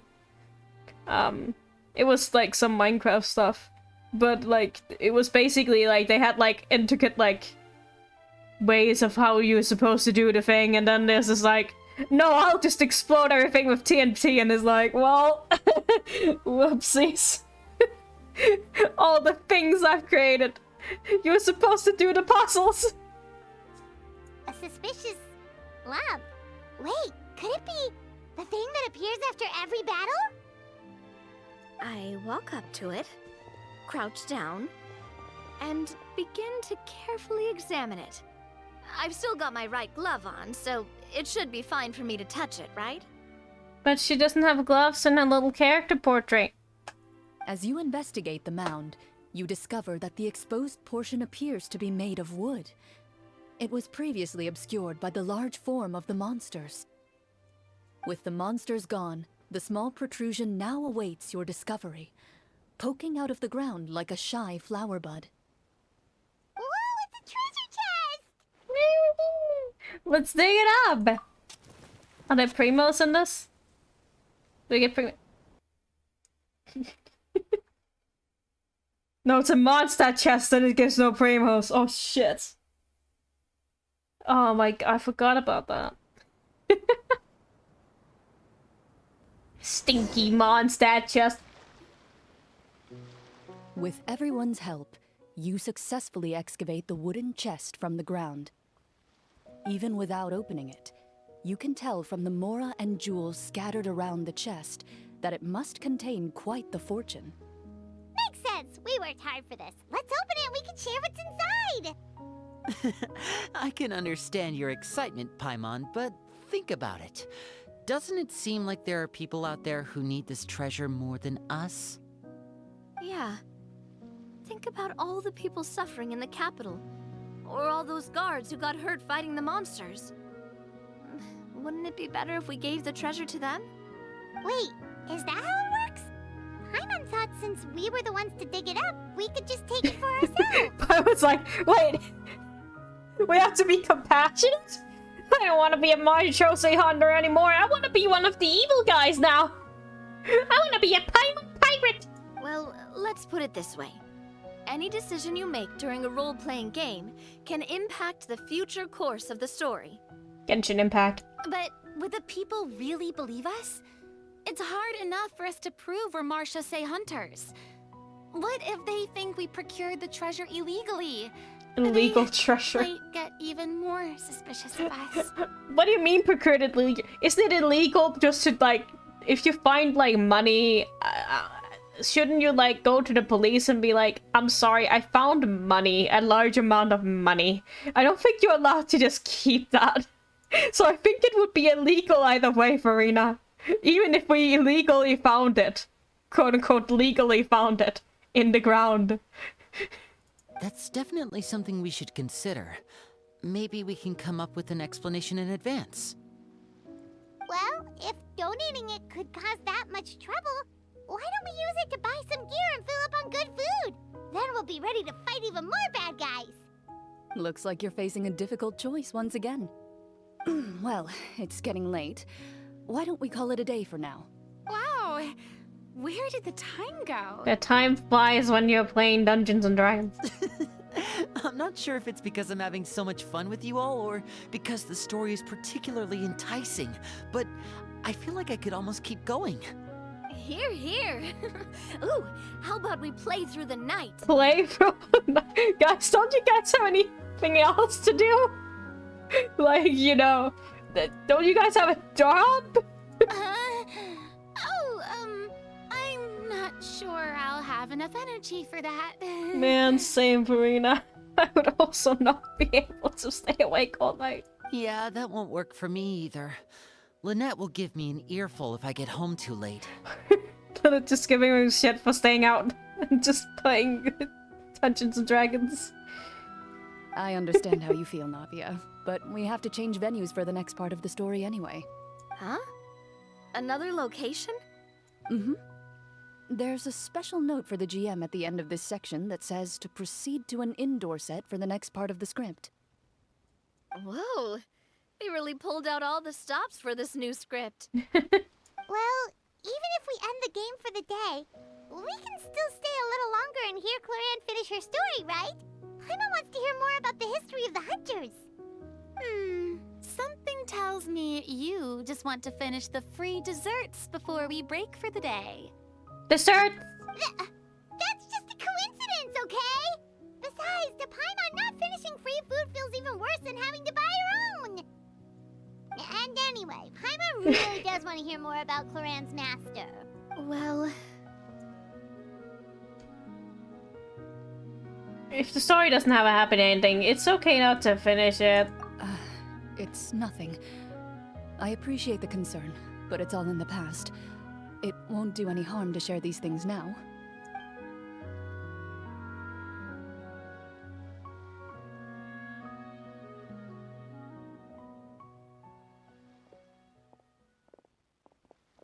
My earliest memories are of living with Master. According to her, she saved me from certain people of ill repute. My birth parents had left me behind some time before that. What a heavy beginning for a life story. Master was a fascinating individual, if inexperienced in the ways of raising children. My first ever toy was a short sword. Although I suppose it wasn't so much a toy as something Master removed from her waist and handed to a noisy child in need of distraction. What the heck? Oh, wait, so she handed an actual sword to a child? Isn't that dangerous? Did you hurt yourself? Isn't that dangerous? Of course I did. Of course I did. I cut my palm and bled quite a lot. But Master was not concerned. Jeez. She just stood there and casually lectured me about it. Okay, it's just calmly. Just like, yeah, now, you aren't supposed to, you know, that's not how you're supposed to hold it. If you do that, then you just got yourself just on the ground crying. Crying with, like, bleeding all over the place. See? That's what you get for not holding the sword properly, she told me. She then crouched down next to me and said, "Give me your hand. I'll teach you to bandage this wound. After that, it's time to learn how to truly hold a blade." Excuse me for asking this, Clorinde, but how old were you exactly when all this happened? Probably around, 3, give or take. 3? Isn't that when most kids are still struggling to hold a fork? As I said, Master was rather inexperienced in the ways of raising children. She believed trial and error was the best way to teach a child what they're capable of. I'm not so sure this is a question of experience. I didn't see anything wrong with her ways at the time. And anyway, children don't get to choose how they're raised. Oh, she did bring me back a pet from Liyue once. It was a Geovishap hatchling.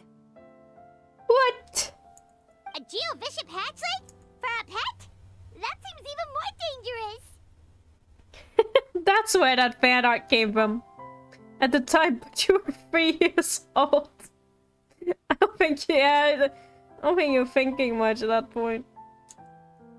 What she said was this: make sure to get along, you two. If you really can't agree on something, just settle it with a fight. Whoever loses is the real pet. And how old were you when this happened? 5. I was gonna guess 5, actually. Well, did you win? Of course not. No, I lost. So, you're saying you actually became the Geovishap's pet? Yes, but only for a week. By the end of that week, I defeated it in combat, and we've shared a cordial relationship ever since. That really doesn't sound like the kind of childhood someone should have. Later on, I gradually understood that Master most likely didn't know any other way to raise a child. She was a Marashosei hunter, but I never heard her bring up her own parents. Thanks to her, I learned how to navigate the forest by the age of 6, and could hunt monsters in the wild by myself the year after that. Even though the training she subjected me to was strict, she always made sure to take me traveling when she had the time. We met many of her friends during those days. That was also how I met Mr. Callis and his family. I still remember the first time we met.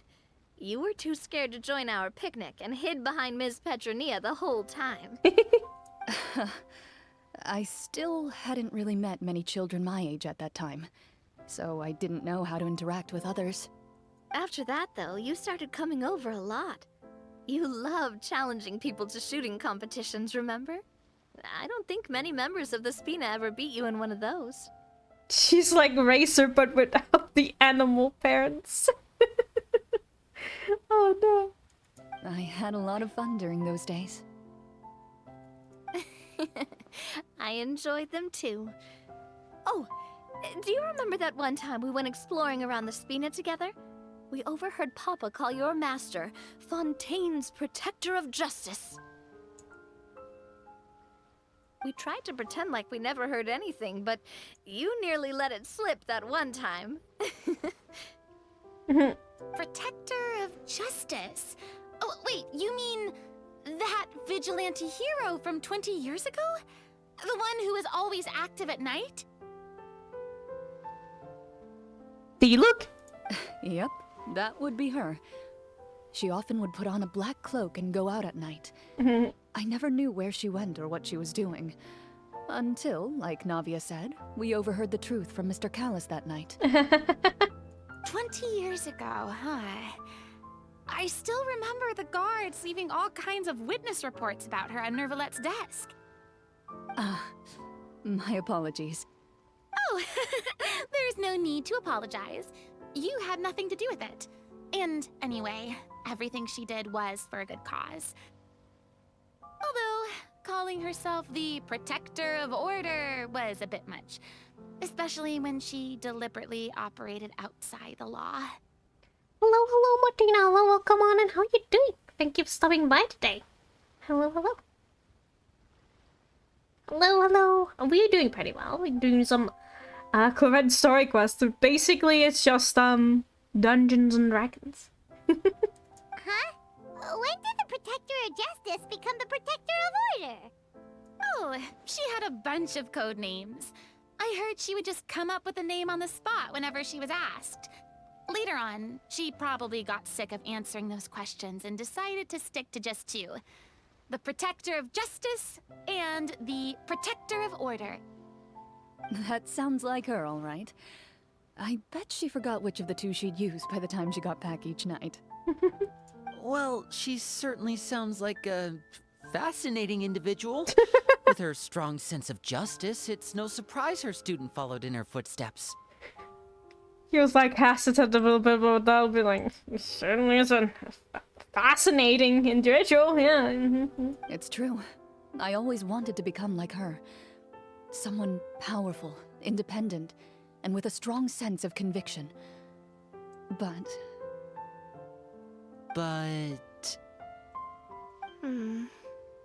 She suddenly disappeared the night I turned 10 years old. Disappeared? What happened? I have no idea. She didn't even leave a note. I was never able to find out where she went.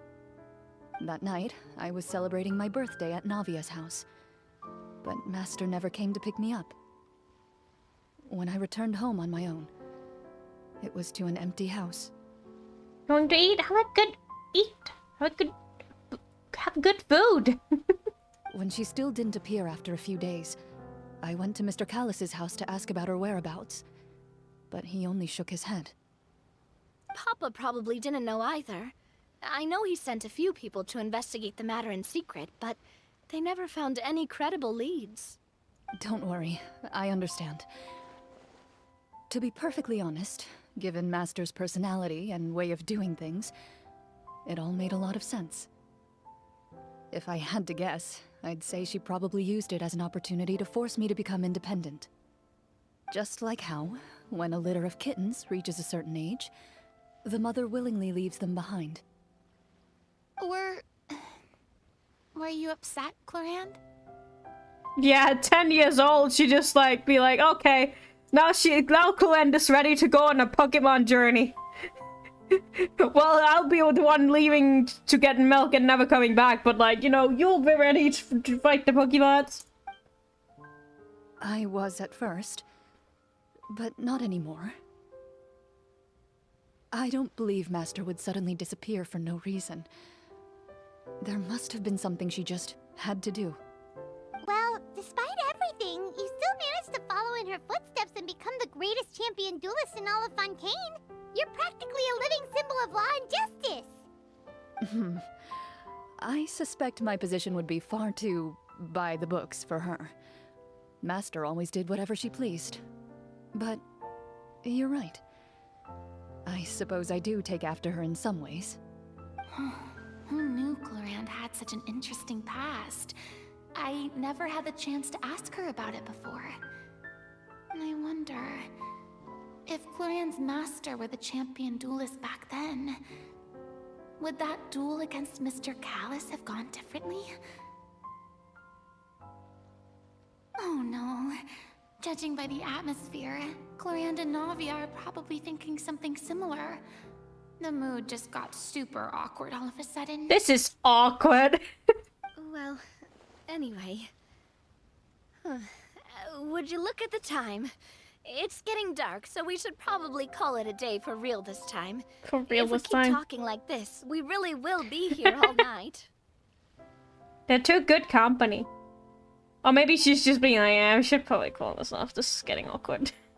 Because, Clorinde did kind of... No, not kind of. Clorinde did kill her dad, and they're still just besties anyway, which is, you know, fair, whatever. She was just doing her job, you know, it happens. Hello, welcome back. Welcome back, Martina. Hello, hello. I had a great time today, Miss Clorinde. Thank you for being our GM. Look at these boys. Huh? Huh? What's going on here? We learned a little bit about Clorinde's childhood. But we honestly just mostly playing Dungeons and Dragons. Anytime. The script was good, but I've got to say, your childhood stories were even better. Hey, you should tell us more about that fight against the Geo-Bishop sometime. Maybe your master was onto something. You could be right. What does she mean, onto something? I certainly don't know any 5-year-olds who want to fight a bishop in their spare time. Again with the, like, her second self thinking to herself. We always hear Farina's thoughts. It's so often we just hear Farina's thoughts. She's always thinking. You forgot that you also did lives on Sunday. Yeah, we do that. We just play Genshin Impact on Sundays. Guess I'll head back as well. I need to save my energy if I want to continue enjoying the story tomorrow. You're that excited to hear about my fight with the bishop? I was talking about the script. Yeah, I was gonna say, wasn't that what she was talking about? Bling. And we have to wait till the next day. Oh, hello, flavor dialogue. I will have order. There's no need to drop a meteor on. Just between the two of us, could you tell me what it was like to be the Geo-Bishop's pet? It was nothing special, really. Geo-Bishops don't understand the concept of a pet. So, basically, it just headbutted me whenever I entered its territory. And that hurt? Yeah, it hurt. What, something you want to experience for yourself? Oh, I'm good. Thanks.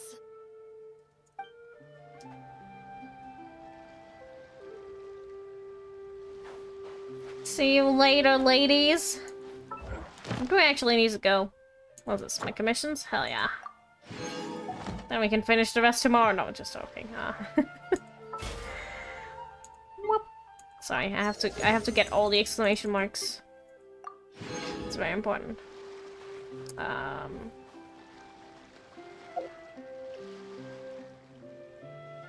We could also just do event while we wait. I just want to pick up some dailies before anything. How many fonts do I even have? How many fonts do I even have, though? Boink. How are you doing?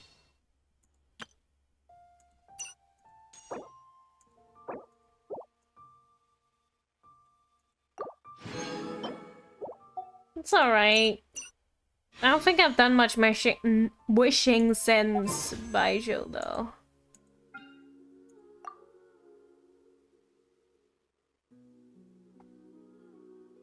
I don't remember. Still have the event primos. Yeah. That's true. Summon. Oh, it's just like 20, 25-ish. That's true.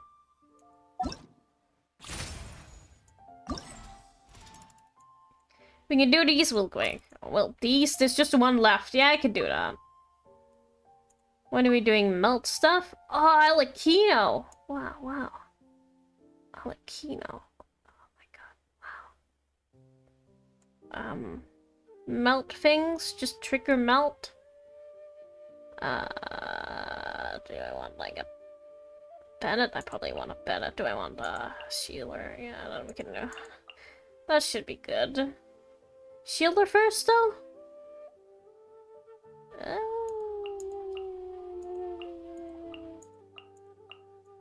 Like that?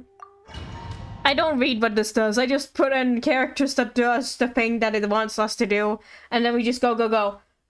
That's my... I always play events like this. It keeps telling me... Oh, I forgot how cool Layla looks. I was like, what is this? That looks so cool. Oh, it's Layla. Yo, Layla. Big damage!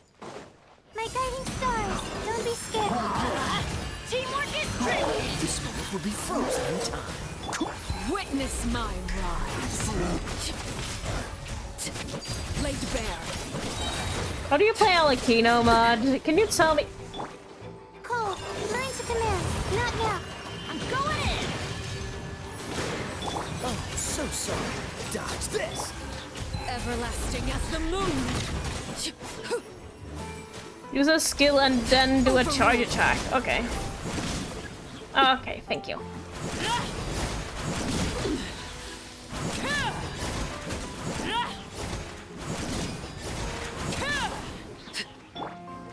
Her burst resets the skill. Oh, okay. That's pretty neat. Okay, thank you for letting me know. Oh, I already won, so it doesn't matter. Never mind. But thanks for telling me, Mod. You know, that was very useful information for those 2 seconds I got to do it. Oh no. Anyway, that took like no time at all. I was like, oh yeah, let's just do this and then I'll just win the game. No.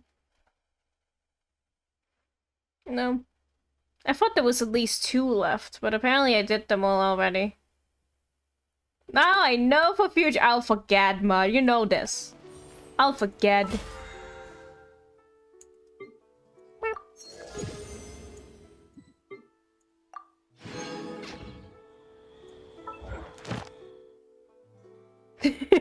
Was too much of an expert. Tashri. Mod do like to do the teaching. Gotta do all the things, thank you. That's I knew that was great. Add Astra. All the things. All the things you wanna do.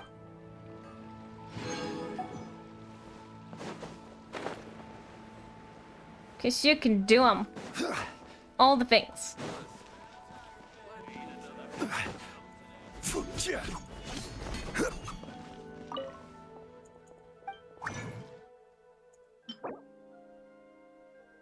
Literally everything and all at the same time as well. Sounds like something I would do. All at the same time. That sounds like a terrible advice though.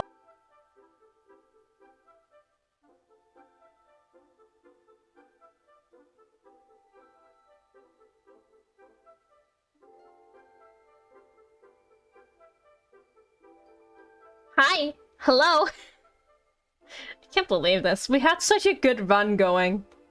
We had such a good run going. Is it because of the heat? I don't know. We had such a good run going with streams not dying. Thank you, Mod. Thank you, thank you. Trying to take Mod's job. I can't believe this. Can't just steal Mod's job, especially when you can't do the command. It's kind of crucial. Anyway, I was just gonna skip time. That's all I was gonna do. Do a time skip. And then it just stopped loading as I was clicking on the thing. I was like, didn't it click? Why didn't it do the thing, huh? Oh, weird. It's probably because it freaking died.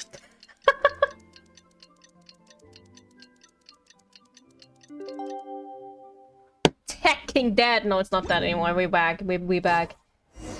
Let's go meet up with the group. Paimon's really looking forward to today's story. Come on, do the Oh, he just wasn't saying anything because Paimon was talking. Oh, that's why he didn't do the I thought he was just being quiet. Jolie would never.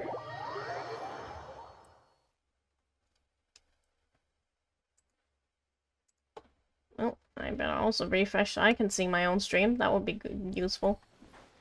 Hey, wait, didn't you guys say we were gonna be indoors? Where the heck are we going? Crap. Crap.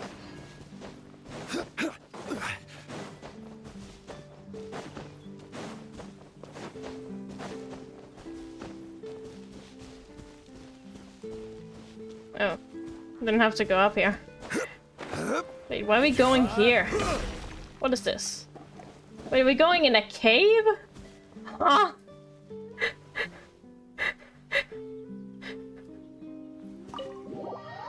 What? Why are we going in a cave? Ah, yes, I love doing my Dungeons and Dragons in the cave. Is that what people do for Dungeons and Dragons? Sit in a cave? Oh wait, this is the cave? What the heck? Looks like everyone's here. Now, before we begin, why don't we finish where we left off yesterday? There was an important decision to be made, yes? I'll pour everyone a cup of tea. Wait, is this like a prison area? What the heck? Is that really the most important part, though, Clorinde? Paimon's more concerned about our current surroundings. So dusty in here. It's not good for my asthma, guys. I'm not gonna be well in here, like, what? We can't play Dungeons and Dragons in here. Heavy walls, cold railings, dim lights. This is obviously supposed to be a prison. I admire the work put into the set. Still, it's obvious the scriptwriter has never paid a visit to the fortress of Meripede. So the set is going to be a part of the script? Unfortunately, that is something I can neither confirm nor deny. Anyone think Clorinde's smile is starting to look kinda scary? Scary. Well, whatever happens, we'll just have to push on. But first, we should really figure out what to do with this treasure.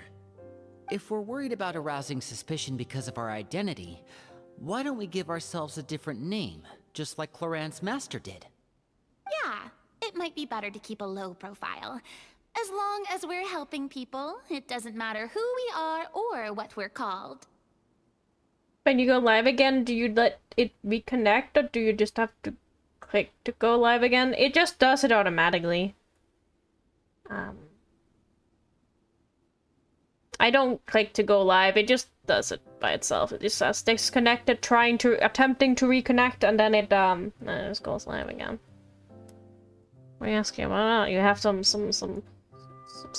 like cure to my internet? I don't think that's how it works. I'm sorry, I'm being silly. The magic cure. Staring at me won't get you anywhere. Or did you want some more tea? I want some cookies. Oh, Paimon's good. Thanks. Why aren't you saying anything, Navia? Wait, what's that next to you? Oh, this is the short sword Clorinde mentioned last night. I found it. Huh. Huh. I'm Surprised you managed to track it down after all this time. It doesn't actually show you as being live for the first few minutes when you disconnect and reconnect immediately. I guess that's why the stream elements thing also takes a bit to load. Weird. I just let reconnect like that. Do you think it's better if I just stop the stream and then reconnect? Because the VOD's gonna break anyway, so... I could do that, but I wouldn't know when the internet is back, so I might not be able to start the stream. It could be more difficult, essentially, but... If it helps people reconnect better, then maybe I'll try that next time. If I remember. I'll let you know if I remembered. Well, I made sure to take good care of it, considering the circumstances in which you gave it to me. Of course I had to keep it safe. Anyway, where were we? Oh, right. I was just thinking about all the potential ways for us to break out of prison. We could dig a tunnel, or try to bribe the guards.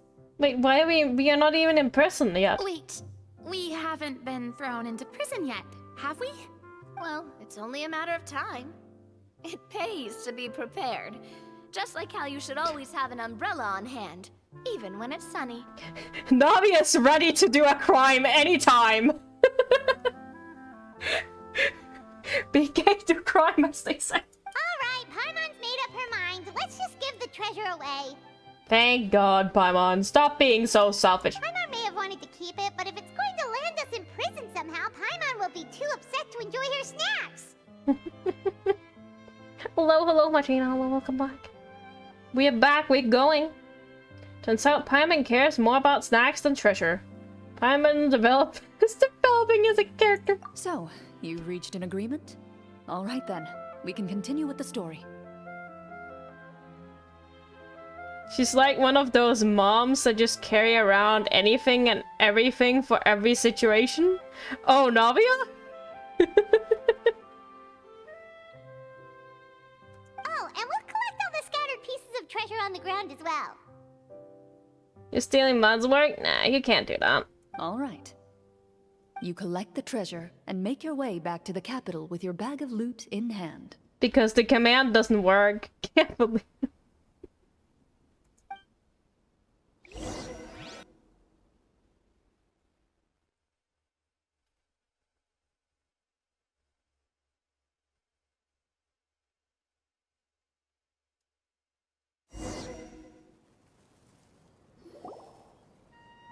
The city is still shrouded in a gloomy, oppressive atmosphere, but your spirits are surprisingly high. In places where sunlight struggles to reach, you generously share your wealth with the children, the elderly, and the poor in urgent need of help. Yay! Thank you, kind soul. The elderly woman's look of gratitude follows you as you walk away, her eyes never leaving your back until you move entirely out of sight. However, there's still quite a bit of Mora remaining. It appears you haven't made much progress. Look like cowboys? It's a little, RPG fits. Role-playing fit. She's probably trying to tell us to speed this up. We need to hurry up so we can address the sorcerer problem. Should we go find that man again at the square? He seemed like a pretty responsible guy. I'm sure he knows the people here far better than us. How does that hat stay on the head? Clips. Hat clips. Amazing. I would recommend. I bought, like, a lot of them. All magic, you know? Magic would also work, you know? Magic, hat clips, it's the same thing, basically. Oh, good idea! Just as you start to make way to the square, intent on finding the man again, there's a voice. Hmm. What's this? Please wait, distinguished guests. Several strange guards suddenly call out to you. They run forward to meet you and proceed to politely pay their respects. Greetings, gentlemen. Are we being invited for afternoon tea? Surely you jest, my lady. That would not be our place. It is His Excellency the King who requests to meet with you. Please come with us. We'll be able to use emojis in 2 days? Well, better use them all while you have them. Use them! I also want to see those emotes! Use them all! You can still use follow emotes though.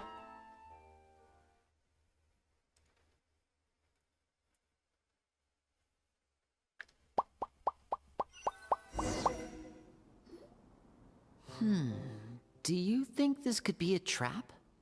Well, we have to investigate the court at some point, right? Meeting the king himself would be a fantastic opportunity to do that. All of them! Look at all of them! Don't miss them. I say we go for it. If something happens, we'll just turn the whole place upside down. That sounds a little intense. After a quick discussion, you nod to the guards and agree to follow. They lead you all the way to the audience hall of the palace. They must won't go anywhere? Yeah, that's true. Assault! Is assault a follow? I forgot which is just follow emotes and which is not these days. Salt. How could you forget salt? Gilded tables line both sides of the hall. The space itself is adorned with all manner of expensive antiques, glass shelves, and silver candlesticks. The items appear quite ordinary in size and dimension, yet their presence somehow makes the emptiness of the hall feel even more surreal and ominous. Oh. Look at those snacks though. Look at that tasty salad. Tasty salad. Can't stop again, you know what? That's completely fine. But you know, I know it's you want them for the emotes. Maybe you'll get lucky and get a gift sub again, but there's also the hacking Prime thing, Amazon Prime thing. If you have that, then you can just get a free sub. I'm not saying you should use that one sub on me, because you can only choose one streamer to use that on. But you know, that is an option that exists, so I thought I should mention it. I don't know how it works though. I don't have the Amazons. Wow, it's so luxurious. The elderly king, clad in a magnificent robe, sits upon the deep crimson throne before you. Amazon Prime? Yeah. I don't know what it is. I think it's that stuff. Is it a streaming service thing? I don't know. He wears above his head a majestic crown, with a gemstone the size of a bird's egg set right at the very front. As you observe it, you see a complex pattern of light reflect off its surface. They're here, Your Majesty. A man dressed in dark clothes, likely a minister, shields his mouth with his hands and bends down to whisper a few words to the king. After a moment, he lowers his hands and stands back up. His gaze shifts to fixate on your group, but he does not move from his place at the king's side. The king does not appear entirely aware of his surroundings. The man by his side, though, we should keep a close eye on him. Not everyone with blue hair is Sonic. The king remains still and says nothing. The minister is the one who speaks. Esteemed guests, allow me to thank you for coming to our faraway kingdom. Unfortunately, His Majesty the King finds himself quite exhausted from work. So please allow me, his Prime Minister, to welcome you in his stead. I've heard tell that your group, the Marechaussee Hunters, used your exceptional ability with the sword to repel the monsters near the capital. Such a great deed deserves to be rewarded. Nice roll of the R. However, seeing that I was not fortunate enough to observe such a feat with my own eyes, you'll forgive me for seeking to verify the truth by speaking to you myself. Well, we've got nothing to hide. You brought us here to talk, right? So we'll just explain what happened.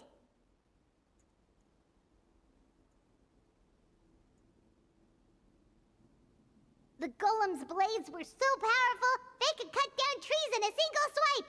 It took a lot of effort to defeat them, even for trained swordsmen like us. Well, that was enough details, right? Believe us now? Your account does indeed match those of the survivors. Since you were the ones who defeated the monsters, that must mean You are also in possession of the treasure they stole? Well, we did take the treasure, but... How did he know about the treasure? Ah, then I must ask that you return it at once. It belongs to the kingdom. You want no Cookie Mama? You mean the Cooking Mama? Or... What's it called again? Isn't that the game called Cooking Mama? Wait, but didn't you just say that our great deed deserved a reward? Shouldn't the treasure be considered a part of that? Yeah, I've heard about that one before. Yes, that was indeed what I said. But you seem to have forgotten a very important distinction. Only that which is freely given by the king can be considered a reward. Taking the rightful wealth of a kingdom without said permission, on the other hand, is a crime. Oh. But that's completely unreasonable. Yeah, that makes no sense! If it weren't for us, the treasure would still be buried underground somewhere! Play it on the DS when your phone charges. Yo. Playing the DS still? I haven't played the DS in a while and I still have it around. Just don't play it, heck. Maybe I should. Maybe so, yet the fact remains. You Remains. tried to dispose of the treasure without reporting it to the court and without receiving permission, yes? Uh-oh. What? No answer? Surely you're not insinuating that you, a group of legendary Marechaussee hunters, sought to take the treasure for yourselves? Well, what about the king? Is he just gonna let this guy talk for him the whole time? Clad in his magnificent robe, the king remains seated, with his hands resting on either side of the throne. His posture is rigid and unmoving. He stares forward with an empty look in his eyes, completely unmoved by the events before him. Huh? That's a bit ominous. From the look of things, could the Prime Minister be the evil sorcerer? Oh. Or could both the king and the Prime Minister have fallen under the evil sorcerer's control? I have a gold and silver medals. I'm a fantastic cook. That's funny. This reminds me that the one trait we didn't choose here is cooking, and it keeps coming up asking me if I want to cook, and I can't cook. Get in here, Martina. You could be our sixth player. Sixth? I don't know how many people around here. Fifth? You can cook for us. I would like to observe the number of guards stationed in the hall. The guards in the palace appear fully armed, their expressions solemn. Sensing the tense atmosphere in the room, they stand at the ready, each with a hand placed upon the hilt of their sword, as if prepared to draw their weapons and surround you at a moment's notice. You'll cook a fantastic pizza. You know what? This will be perfect for this situation. These guys are about to attack us. Can you just cook pizza for everyone and then they'll be happy? Well, there goes my plan to turn the whole place upside down, I guess. It appears we've been visited by nothing more than a group of ill-intentioned imposters. Uh-oh. What a pity. Guards, take them away and throw them in the dungeons. Imposters, and he's also pointing at us. Is that a good enough for a sound alert, or should I move on? What is the verdict? Imposters multiple? I mean, there are multiple imposters in Among Us. There's two, right? But if you... Thank you. Guys, have a nice pizza. It'll work. Before I decide your fate, however, I must first determine whether you have any accomplices outside the court. Can't we try to slip away? Or maybe start some kind of riot? But if we try to fight the guards right now... Don't worry. At least we figured out who's behind all this. Let's just play it by ear. If you're scared, Paimon, just hold my hand. Oh, you can hold my hand too. Aw, thanks, you guys. Nah. You allow yourself to be led away by guards surrounding you on both sides. It's only when you begin to feel drops of water falling from the dungeon ceiling and smell the stench of death and decay all around you, that you finally realize you've stepped into a completely different world. What is this dungeon? Stay here, and don't try anything funny. Can't that guard who we saved earlier, like, come and help us here? Like, that would be really convenient. You know? The guards lock the cell door and leave without looking back. Wait, sir! Your voice echoes through the dark hall, but the only response you receive is the sound of water dripping from the ceiling. Eating a pizza. Oh man, that's not how it was supposed to go. They think, oh yeah, we can get pizza anyway. We just lock these guys up and we'll get pizza. You were supposed to help us with those pizzas. Those pizzas was our bargaining chip. Hey! No! What should we do now? What should we do? Carve out a new path of fate with our own two hands, of course. I draw my weapon. You reach toward your waist, but find nothing there. You now recall that your weapons were confiscated before the guards locked you in the cell. The bag of treasure along with them. No, my treasure! What about that knife I hid in my boot? When did you hide it in there? When I was thinking about digging a tunnel. Rejected. You failed to inform the GM of this course of action. Moreover, the guards would have conducted a thorough search before throwing you in prison. Yeah, that's right. You can't just ruin the game master's rules. And the keys to the cell aren't anywhere to be seen? Correct. You don't even feel a lock hole on the cell door. Oh, well, there goes all our plans. Oh, well, plans. Why did you say it like that? It was kind of funny. Indeed. Indeed. Oh no, the singular indeed. Uh-oh. She's angry. Huh? Why are you the one saying indeed? Because that statement holds true for me as well. This is where the script ends. Oh. What? But that's a terrible ending! Generally speaking, this should be the point where the scriptwriter gives the players some kind of hint, or gives the GM some kind of code for how to move forward. I mean, maybe they just really wanted us to be immersed in the feeling of being in prison? Like, they'll only show us the way out once we've grown truly and utterly desperate? That is a possibility. If only there were desserts and tea in real prison. Oh, wait, guess it's kind of how the Fortress of Meripede works if you're lucky. That's true. Oh, before I forget, Navia, the short sword you had with you earlier. I took a closer look, and the craftsmanship doesn't appear to resemble anything from this era. If I remember correctly, that style was last in vogue several hundred years ago. Wait, Clorinde said that sword used to belong to her master, right? Does that mean her master has been alive that long? Surely it's just like a... It's called a heirloom? Heirloom? Like something you inherit? I don't remember. I doubt it. The way she went about things often made her seem childish more than anything. I'd say the sword was most likely an heirloom passed down over time. There it is. Heirloom. There we go. You don't say the H. Just in time, Matt. Just in time. Is Lenny's sister's that? No, she just doesn't play Dungeons and Dragons. She just doesn't want to join our Dungeons and Dragons game. Hang on. A precious heirloom passed down to you by your master. And you gave it to me just like that? You weren't worried I might lose it? Master left many things to me when she disappeared. There was the sword, an old key, and a good amount of junk she probably just didn't want to take with her. So if you don't join your brother in their Dungeons and Dragons game, that probably means you're tired. That's not the way. That's not what you should take away from this.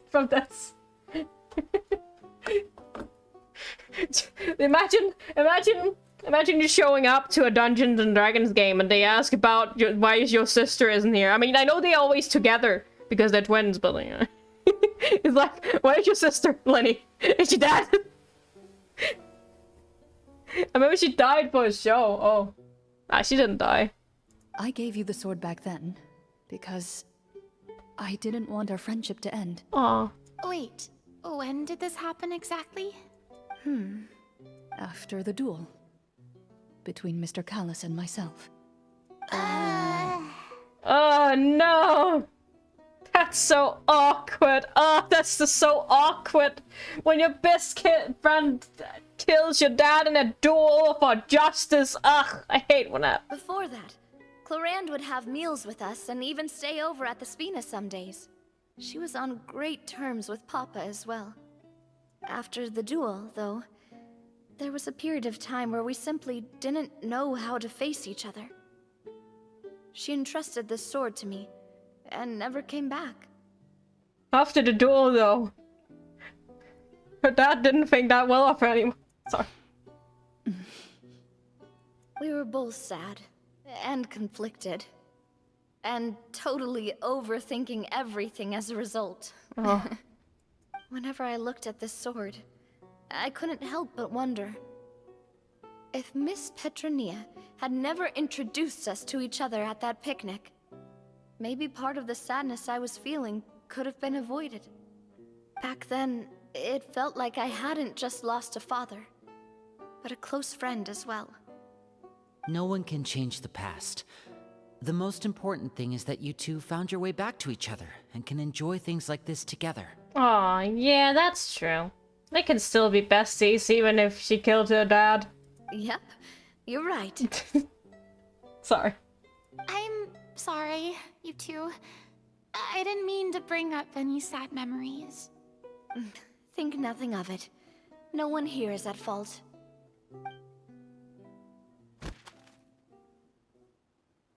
Don't say it like that, but it happened. But what else what do you mean like that? It's what happened. I'm just being honest. Oh, sorry, she made more noises that I didn't know of. Oh, it's just the rest of the script? It just arrived after you had your conversation? Be like, sorry, you had to have your friendly conversation first. Oh, looks like the next part of our script is here. Perfect timing. The situation was really starting to get desperate. And not just because of the prison thing. From Clorinde's face, Paimon really can't tell if it's good news or bad news. Speaks to her professionalism as a senior Dame Master. Maintaining a poker face...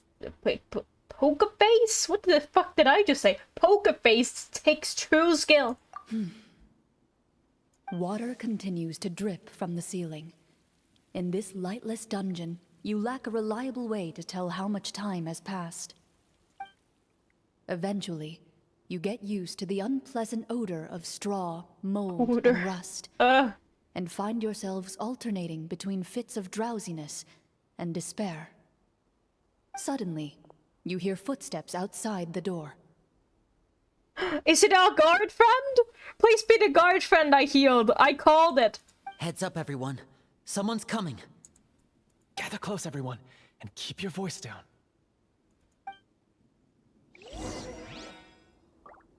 Oh, Jolie is in prison now.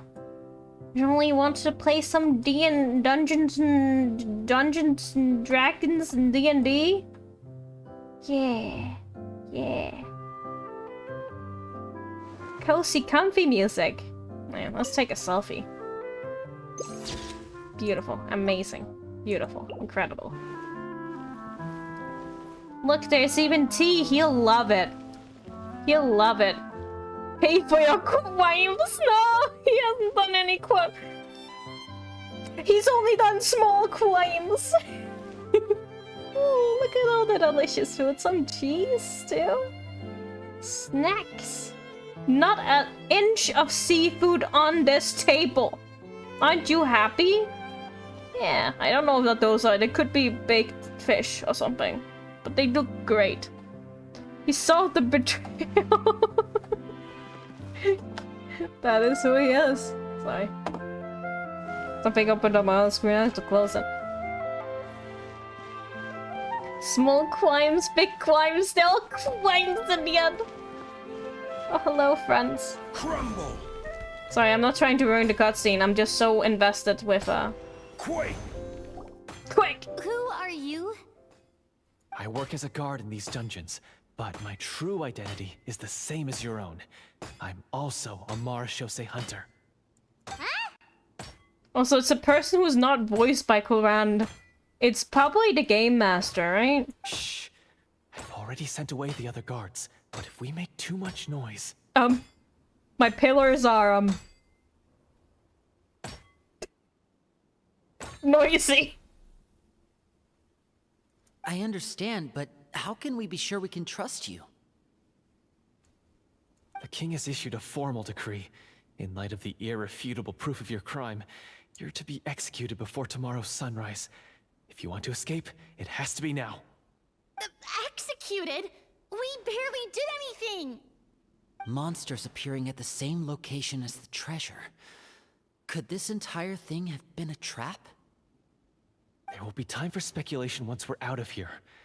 As for my identity, I have no way to prove that to you just yet. Infiltrating the capital was difficult, and finding a chance to speak with you has taken a lot out of me. I could go on, but I think we can all agree that now is not the time for details. Only will be executed. That's nothing new. He already died once. He can die again. It'll be fine. Well, it doesn't look like we have any other choice. Have you seen our weapons anywhere, sir? Don't worry, I brought them with me. They're just behind the door. Still, these weapons alone won't be enough to defeat the true enemy behind the scenes. His faction is too powerful. The guards are all under his control, and he's even stationed a number of golems in various rooms throughout the palace. Yeah, no! To defeat him, you must find a secret vault. It is said that within that vault, the Marashose hunters of the past left behind a treasure with the power to defeat the sorcerer. Actually, what do you mean, actually true? You're not coming with us? No, I'll remain in the dungeons to deal with the guards. I'll try my best to distract them so they don't go after you. I don't love any criminals. As long as my identity is not revealed, I'll be able to aid you when the final battle comes. In that case, please stay safe. Thank you for your concern. I will do my utmost. As for the location of the vault, here, this map should lead you there.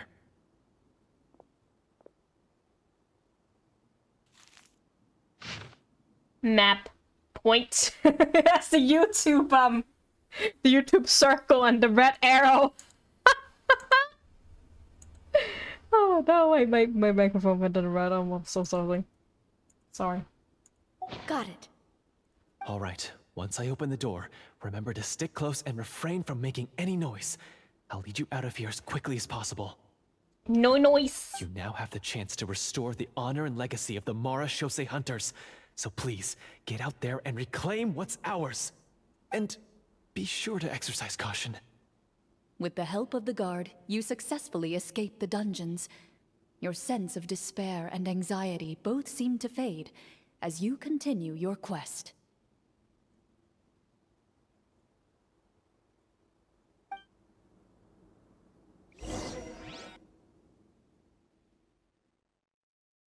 Can you believe it? What can I believe? What are we believing here? Crimes? What is this? Red? Wait, we didn't get to use our skills at all while we were in prison. Who knows when we're gonna get the chance to use that cool summon spell? That is a pity, but we can only continue to move forward. Is it crimes? I don't do any crimes. Let's make another noise. Crumble! Crumble!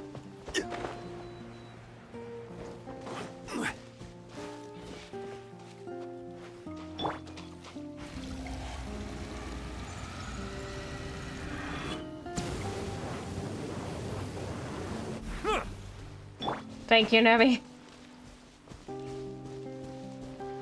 Oh, the red YouTube circle. Oh, sorry. I forgot all about the red YouTube circle. I was still, my brain was still at the crime part. thought you were still making fun of me. Sorry. Didn't mean to assume. Why don't we have our party anymore? What is this? Oh, I guess we're changing locations, but... Midnight Phantasmagoria! It's a bit different from the first chapter because... One with nature, as one with wind and cloud. Also, it's interesting having other trial characters as the, I don't think this is part of the quest. It's interesting having other trial characters in a story quest rather than, you know, the actual story quests that we're doing. We're doing Clorinde's story quest, but we have like Farina, Navia, and Linny as our trial characters. Like, not right now, but in the story, like when we have them. To the secret location. Right. I guess I have to look at a map. It was somewhere over here, right? At the edge. At the edge was that treasure? Oh. Oh. The prompt was there. Where did it go? Oh, shit. Well, okay. Okay, do I get to see the map again? Do I have the map still? Do I have a map? There it is. Right here by the edge where the beach starts. That's where it is. Haven't really been able to do anything as them though. True.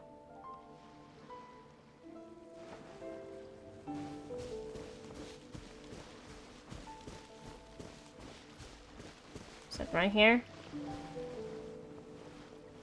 Is this the treasure? Like, isn't it right? Wasn't it right here?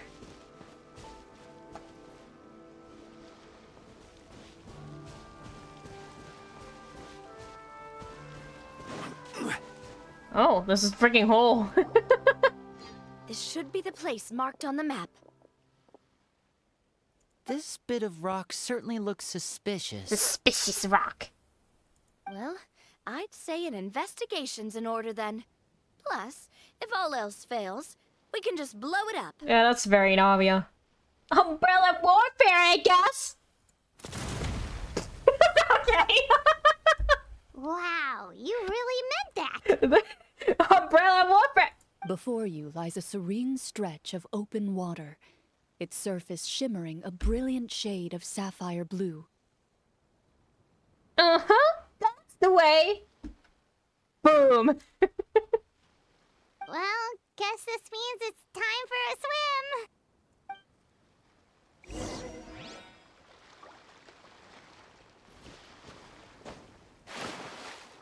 Fire! Well, with rocks.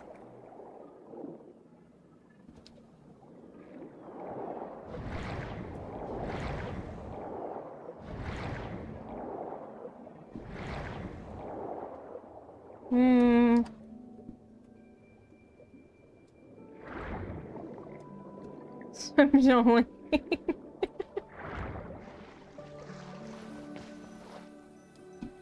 He looks so majestic as he swims, you know. With his coat. Like a jellyfish.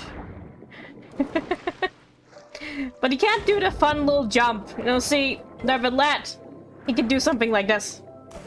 He can jump out of the water like that.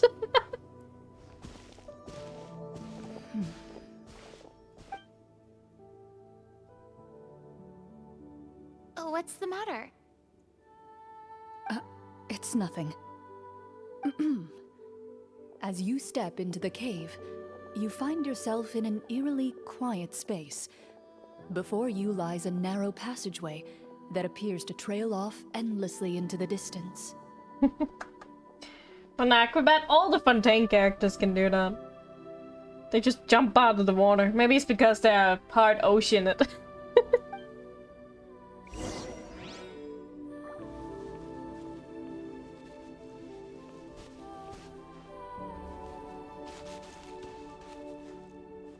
I don't know why I'm thinking about the quote about the Undertale quote that with that one fish guy who says, I'm literally gonna make out with a fish.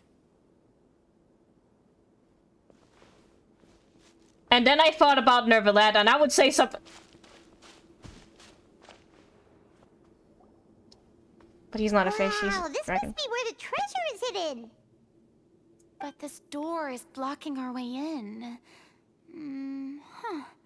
It almost looks like it's been here for quite some time. I've got to hand it to the tabletop troupe. They really went all out with the props. Good props. Oh, that's the symbol on it. Huh. What have we got down here? A kind of mechanism connected to the door? Ah, it looks like we might have to arrange it into a certain pattern. A pattern on a stone door. That's something Master mentioned before. Is something wrong, Clorinde? After a long, difficult journey, you finally arrive at the location indicated by your map. It appears to be an ancient site of some sort, where treasure likely awaits. Your surroundings are exceedingly quiet and serene, as if the secret that slumbers here has never once been disturbed. If you listen closely, you can almost convince yourself you can hear the sound of its calm, gentle breathing. That description makes Paimon feel kinda bad for disturbing this place. Really, Paimon? You of all people? We're doing this for the sake of the people, to free them from the evil sorcerer. I say it's time for this treasure to once again see the light of day. Linny's right. We need to keep going. The future of the kingdom depends on it. The next part of the story requires us to solve the puzzle, right? Let's start exploring the area. Yes, that should be fine. Something feels off about all this. Guess I'll just have to improvise.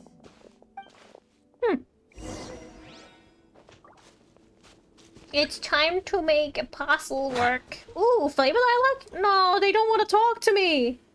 Oh, Lenny. Lenny. Oh. Farina, my daughter. Farina?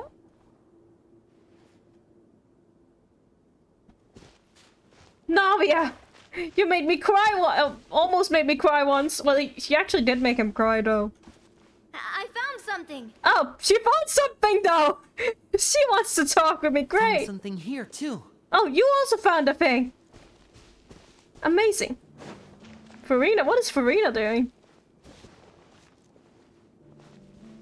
Is it your time to find something, Farina?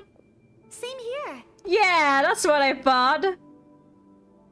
That was a good job. I'm so proud of my own daughter. Sorry.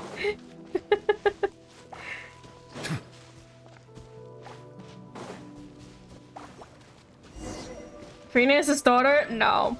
It's just a headcanon. Kind of like how Xiao is Zhongli's daughter. It's not true. Sorry, I forgot what names I was saying there. I was just an autopilot.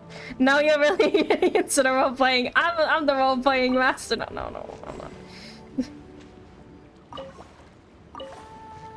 Well, I have to click a thing. Wait, sorry. Excuse me. How do I do this? Oh. Wait, Yay, it worked! Why just moved them bug?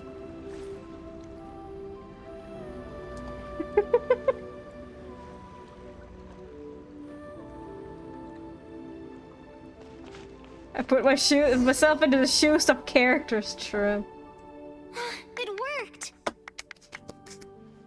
Something just appeared. Some kind of new mechanism, maybe? It's the bundle! Oh, the thing they'll never add to Minecraft. By solving the puzzles, you prove yourselves worthy of inheriting the secrets of the past. At the end of each puzzle, you're rewarded with... With? a key. Huh. That's an interesting looking key. It's like a puzzle-like key. This looks like a key for big brain people. She has a model where she looks like Jolie. It does. It's like another model. We used it for we used it twice for April Fools, and we also used it for when we did some Jolie pulls. I don't like roleplaying though. I've been too embarrassed. Oh, it must be the key to the big door. You wanna see? Maybe someday. Maybe. You can see it in the VODs though. Oh, you can actually see it very easily in the edit I did. The John Lee PowerPoint one. You also have the John Lee one. Oh, right, the PNG. Wait. Well, that's still just me in a different outfit. Wait, I can show it.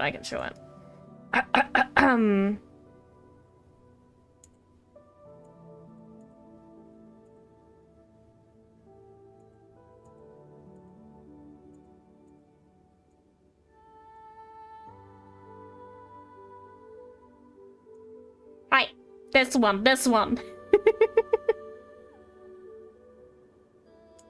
This is one of the Marechaussee Hunter keys that are passed down from generation to generation. It looks just like the one Master passed down to me. It is said that 4 keys in total are required to form the final, complete key. And it seems like we just collected 3 of them. That must mean... So cool, thank you. It's a bit silly.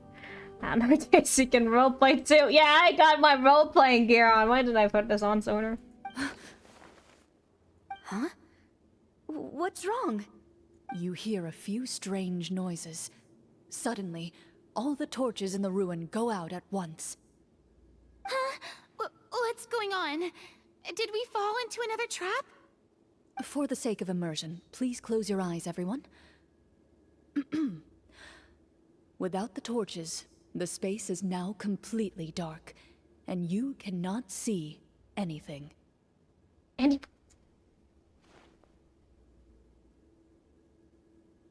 Paimon can still see a little bit over here. Paimon, don't break other people's immersion. Oh, right. Sorry. You have to pretend you can't see anything. Suddenly, you hear the sound of footsteps pierce through the darkness. There's someone else here? Oh, this is so unsettling. I can't see anything. I've been discovered then. Wait, that voice, it's... You recognize the voice as belonging to the guard who led you to this place. It appears he now covets the treasure for himself, and has come to stake his claim. But why did you release us from the prison? Why will you help us in the first place if you're just out here to kill us anyway? Oh, so this is just part of the script. Then I can probably relax. Well, if we can't see anything, that means we can't fight to the fullest of our abilities. Should we retreat for now? Judging by the way he's holding his sword, he must be a real Marechaussee hunter. But this isn't part of the script. Huh? Retreat? That's not the hunter way. If it's dark for us, then it's dark for him. We choose to fight. Your choice is noted. Please keep your eyes closed until I tell you the torches have been relit. This battle will be in the dark. You got it! Well then, let us begin. What's with those purple shiny eyes? Oh, here she is. Oh, look at them. They're just closing their eyes over there. Hi guys, how you doing? What you doing over there? Oh, jeez, that's really mean. Hunt them down. I'd like to try to hit him with my sword. Your strike is successful. Yay! Ha! You're facing a veteran Marechaussee hunter. You don't stand a chance. Is she just doing this while fighting? She's just like, yeah, I'm fighting right now, but I can't give up on being a game master. Into the shadows. Her ult is really cool. I like it has like a custom hacking background and everything.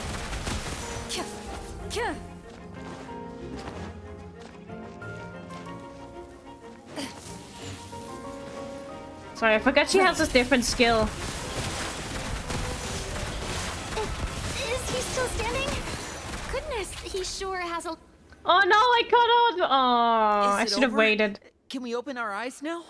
Should have a lot of HP. I didn't get to hear it. Aw. I should have been slower, sorry. It's just so fun to go. Go, go, go. I'm sorry. I need to embrace the roleplay. Be more calm. Be zen. The enemy is strong and relentless, but the battle is nearing its end. The torches have not been relit. What about now? Final strike. Ha!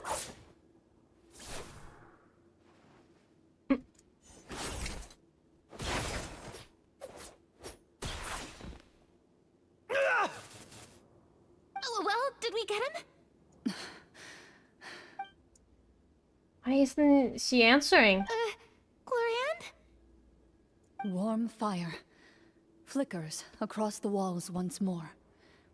Your vision is now clear. In an impressive display of courage, the four of you successfully defeat the uninvited guest. That look in his eyes. It's like he became an entirely different person as soon as I defeated him. Huh? Mr. Florian? Oh, wait. We're supposed to be role-playing. I should stay in character. Speak your name, guard. Guard. Why did you lead us here just to betray us? Is this treasure really more important to you than bringing peace to the kingdom? She suddenly became Farina, the false god again. She stepped into character of him, you know, that. What kingdom? What peace? Those were nothing but lies! Lies. I, Florian, am a true Marechaussee hunter, descended from hunters of ages past. So he's also using his real name. Or, wait, was that the name of his character from the very beginning? Then I'm even more confused. If you truly are a Marechaussee hunter, shouldn't you want to help us just like you said before? Shouldn't we fight together for the sake of the people? What do you know? In this day and age, there's no glory to be had as a Marechaussee hunter. What's that supposed to mean? My skills were passed down to me by my father. We lived a life of obscurity in the remote wilderness. Still, he devoted everything he had to being a Marechaussee hunter. And what did he get in return? A life of poverty and pain. In a world that forgot all about him. When he died, not a single person came to mourn his passing. Wait. The Marechaussee hunters were the ones who saved this city. We're heroes. We deserved more recognition and respect than this. Shocked face. Is that the shocked Pikachu face? Is he talking about how no one in the capital seems to remember the hunters and their legacy? I didn't expect the script to contain this level of social criticism. Is he talking like he's talking about real life, isn't he? I'm so confused. So that's why you want to take the treasure for yourself? You feel like you're owed fame and wealth? If you already knew where the treasure was located, why didn't you just come down here and take it? Because I still needed the final key. Only a true Marechaussee hunter is capable of passing through this final door. As someone who sought to hurt others for his own gain, Florian lost that right long ago. Okay, but what is this treasure anyway? We've got all the keys, right? So can we just go in and take a look? You're sure you want to go in? We've been talking about it for so long. Of course we want to see what's inside. And we've already defeated Florian, right? So he won't try to take it from us anymore. Pesky brats. Watch yourself. Then let's open the door together. Together. All right. Your choice of action is confirmed. Gwen takes out the keys from earlier and walks up to the heavy door. Again, another click to continue. We love to see it. Without anyone noticing, she takes out her own key. Sorry, I was yawning. And joins it with the others to form the final required shape. Before you, the door to the treasure sealed and undisturbed for more than 100 years, finally swings open. You hear the shrill wail of the door hinge as it rotates for the first time after years of disuse, almost like a sleeping giant letting out an extended yawn. You get the impression that the secrets buried behind this door might be just as heavy as the sound you just heard. It's open! Come on, let's go in! Mama wants to see what's inside! The star pupils. Ooh, me too! Ooh, she also has star pupils. I also have star pupils. Ugh, uncovering hidden treasure is the most exciting part of adventuring. A stone tablet? And some shabby weapons? Oh, I just skipped the last bit of dialogue. Sorry, I thought she was done talking. I wasn't looking, I'm sorry. You call this a treasure vault? Looks more like an abandoned warehouse! I was looking at the streamer playing the silly, sparkly eyes. Maybe the troupe ran out of budget at the end? They ran out of budget. They provided a super immersive experience at the beginning only to drop the ball at the most important part? They could have at least filled this place with cardboard Mora or something! Cardboard Mora. Sorry. Wait, I get it now. Paimon, this is the real Marashose Hunter treasure. Huh? This is it? The Marashose Hunter treasure is just a stone slab and some broken swords? I can't believe it. I refuse to believe it! He said, I can't believe it. Was he possessed by something? I'm so confused. Whoa, are you okay? We like trying to play a Dungeons and Dragons here. Like, can you be possessed somewhere else? The Marashose hunter before you appears to suffer a serious mental breakdown. He needs to leave the room for a moment to collect himself. One of you seems to understand the significance of the treasure already. If the rest of you wish to follow suit, you may remain here in the meantime and explore your surroundings.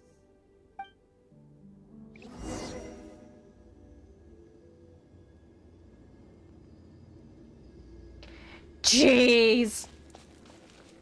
Yo, Hydro Crystal Flies. Oh. The old and broken weapons. Didn't mean to get up here.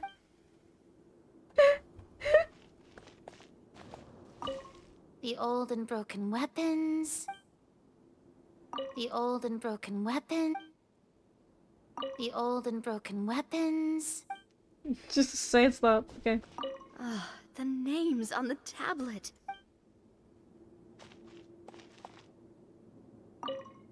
What is the treasure supposed to be? Walter. Walter. Walter. Sorry. Wait, can I just... How did I even do that? What is the Walter... Then... Don't think I can do that again. That was just very... A stone tablet that stands there quietly. Your people's names and deeds have been inscribed on them.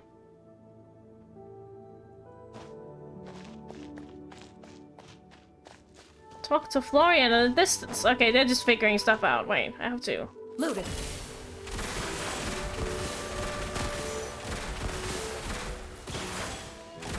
Sometimes you just gotta go. Okay, she's too fast. She's so fast. Anyway, hello. What's going on here? What the heck? So, how are you doing? Feeling any better? What just happened? Do you remember how you got here? Or what happened to your body just now? I remember now. I brought you here because I wanted to... The explosives in the cave! Are they role-playing? I don't think they're role-playing right now. Why are there explosives in the cave, though? You mean these? Huh? How did you... I could tell something was off the moment I stepped into this cave, so I kept an eye out. I've already dismantled the whole thing. So the strongest champion duelist in all of Fontaine saved the day once again. Guess I shouldn't be surprised. It would seem your skills as a Marechaussee hunter are as sharp as ever. I deserve some answers, don't you think? Tell me why you wanted to lure me here.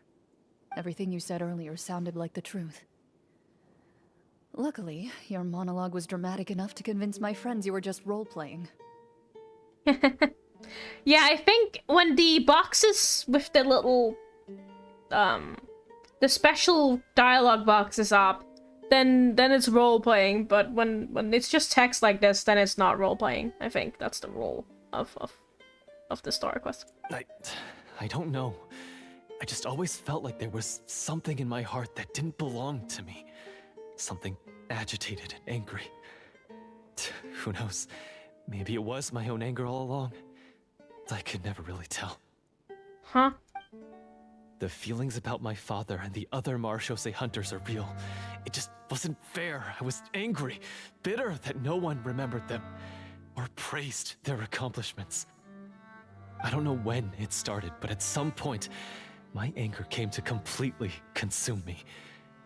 At that point, I remembered the legend my father used to tell me. The one about the treasure. The treasure. But if the treasure was all you cared about, why plant all those explosives?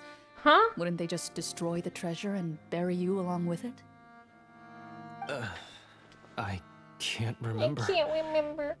My head is a mess. It felt like there was this voice telling me to eliminate the hunters, but now it's gone. He was angry about the treasure being bad. From your description, I suspect you were dealing with a devorator. Huh? Devorator? That's not what she said at all. A devorator? A devorator? A devorator? It's like me when I'm reading. What is it called? Continuity? What is it called? Consistency? What word is it again? Yeah, consistency. Continuity is just like, yeah, well, that's just like... Voice direction at its finest. Oh, your master... your father, I mean, never talked about it? It was a kind of monster that was active several centuries ago. No, I've heard of it. I'm just not sure why you suddenly... Wait, it can't be. The seal! The seal? The seal? My family has served as Marechaussee hunters for many generations. But the title and swordsmanship weren't the only things passed down over our line. There was a seal as well. My father instructed me to always watch over that seal and maintain it regularly. He said it had been passed down over a truly ancient age, and protecting it was our clan's most important duty. But I neglected that duty after he died.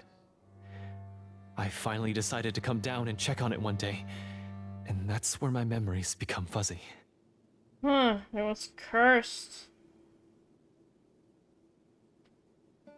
The Devorator would be a formidable adversary for any mortal being, even ones as capable as the Hunters. If you lacked the power to completely destroy it, you could easily fall prey to its influence and corruption. In light of this, some Marechaussee hunters chose to seal the Devorator away, in the hopes that a permanent solution would come with the passage of time. I heard it has the power to amplify the obsessions and desires in people's hearts, to the point where they overtake you entirely. It would seem I'm not just lacking in skill with a blade, but in mental fortitude as well. And yet, you were able to retrieve 3 of the 4 keys. If I remember correctly, each was entrusted to a respected and capable hunter. How did you manage it? Did you kill someone? One of them belonged to my father. The second I stole from a different hunter. And the third... was one that I snatched while the person was on the way home from the tavern. I nearly died in that alley. Oh. I know just how strong you are. It's as clear as day to everyone in Fontaine. I observed you from dusk to dawn, but could never find any opportunity to sneak up on you. I never even saw you drink a single glass of liquor. Yeah, it's the combination. I'm just wearing his clothes, to be fair. The only way I could think to obtain that last key was to lure you here using your hobby, and then... Using your I hobby. get it now. That monster, it wanted to bury you here alongside the treasure. I won't comment on anything else, but the script was good. The script was good. Well, I did pour my heart and soul into it. The stories my father used to tell me about the glory of the heroic Marechaussee hunters and how they came to be forgotten. Is he wearing mine? I don't think so. It's more than That just would be a story. sick, though. Maybe I'll draw that some. Huh? You're proud to be a hunter. You're still holding onto that part of yourself, no matter how small. I have done so many despicable things. I have nothing to be proud of. Then explain the purpose of the evil sorcerer in your story. Isn't he the true antagonist? The one who sought nothing but his own gain, and used the people as pawns to attain it? In your heart of hearts, he was the one you truly wanted to defeat. But I've already tainted my sword. I no longer have any right to... Wake up, Florian. Remember how you introduced yourself earlier. Do you really think the hunters acted out of a desire for honor and glory? Wait. Or to be loved and acknowledged by the people?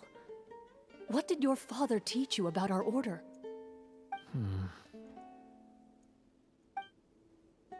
You do not wield your sword for yourself, but to protect those you serve. There's nothing special about a blade. It's the intentions of the wielder that matter above all else. Do you still not understand? Even after seeing the treasure for yourself? The contents of that room, they represent the true legacy the hunters left behind. You're right.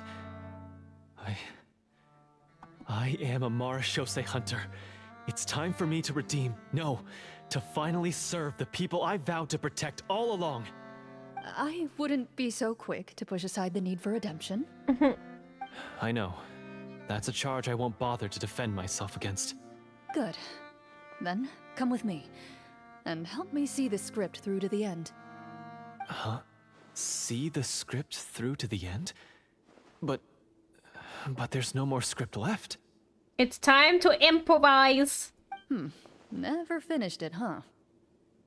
No, I mean, I wrote the script with the sole purpose of luring you all here. There was no reason to write beyond this point. Then we'll just have to keep writing it. The evil sorcerer still needs to be defeated. You mean the Devorator? Are you saying I have to make up the rest of the script as we go along? Yeah, you know, that's the least you can do for ruining our game. Is that really so hard? You've already written most of it. Surely you can write an ending where the hunters win and justice prevails. I'll be there to help you too. But now that the Devorator is gone, or Detonator, so I don't know, I don't have any motivation. Going to watch myself? No worries, no worries. You aren't afraid your party will fall into danger?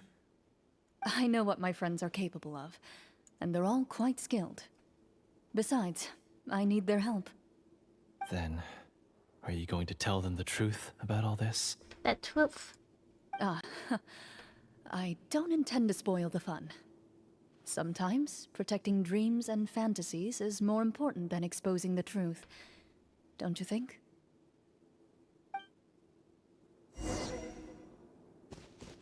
Ready.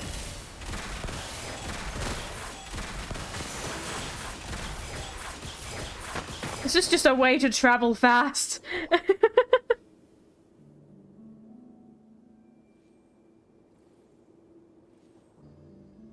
They're back! That took a while.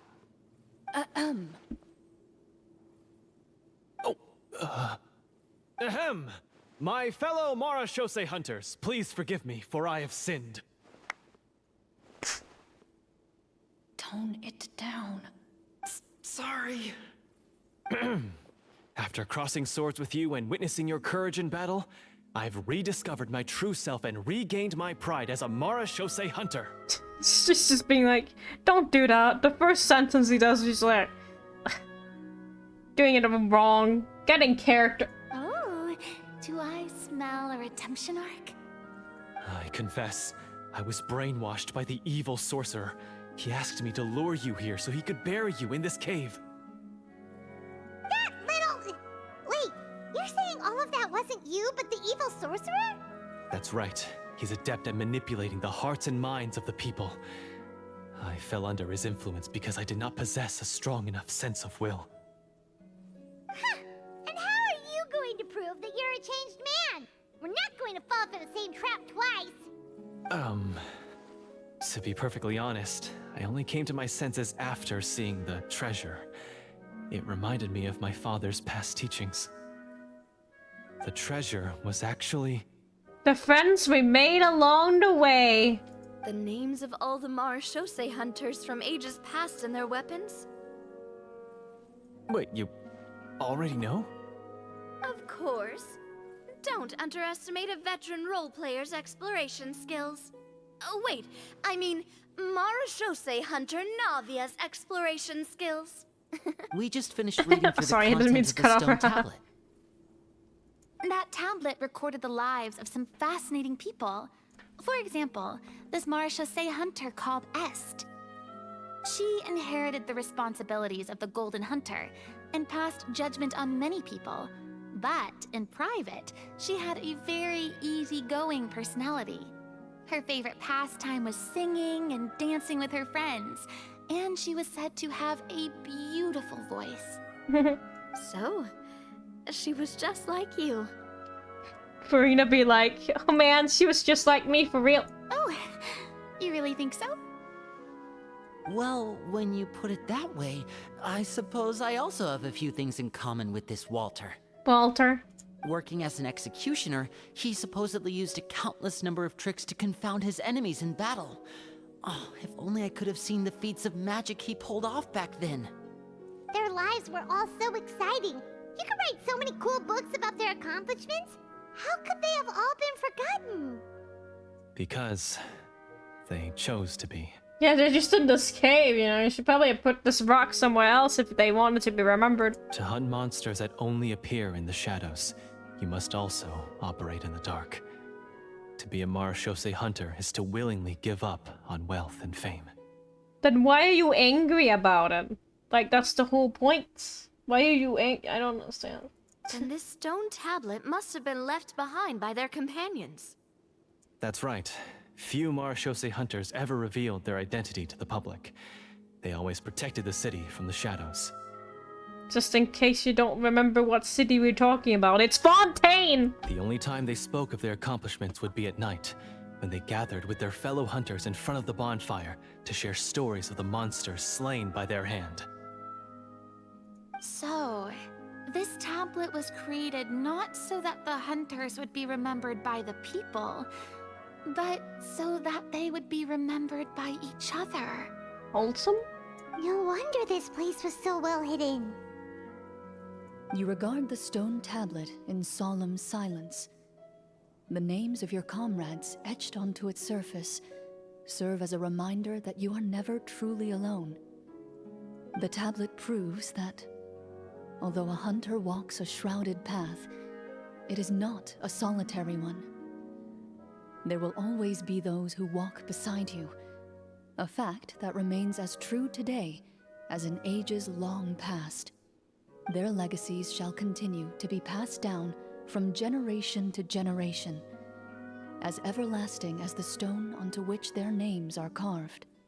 Father, you once told me that I should seek out the treasure if I ever became lost.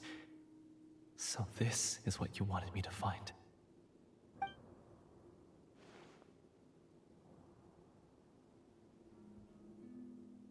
I decided to trust you, Florian. I like to do an insight check on it. Will they even let us do that?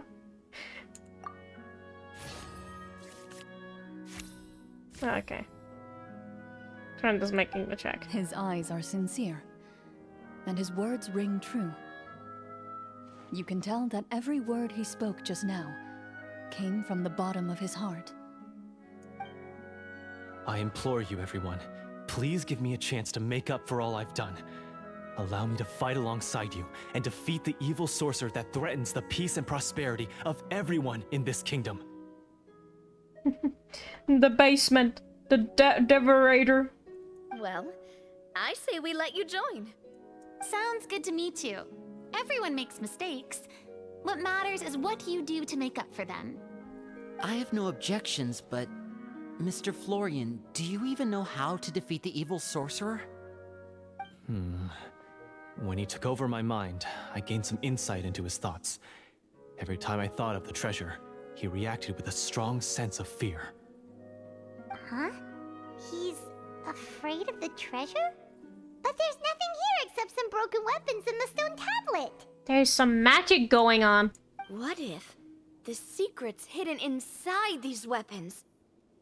GM, permission to investigate.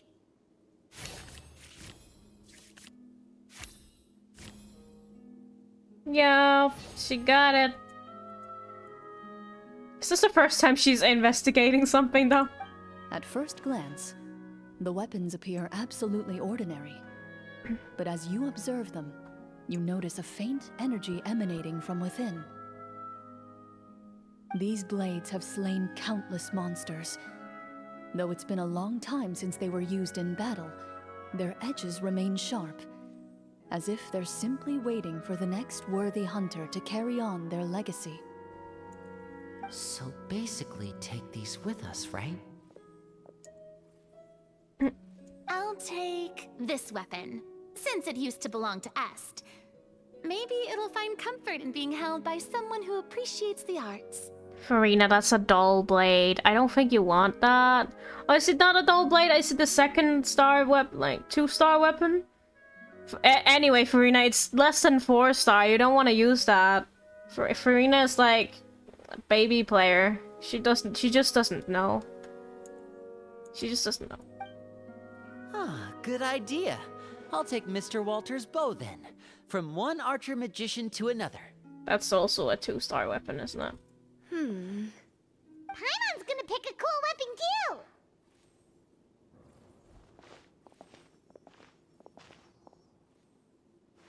As you grip your weapons, you can almost feel the will of past hunters coursing through your being. It's a feeling of courage, determination. A silent vow passed down from generation to generation that says, eradicate the monsters, no matter the cost.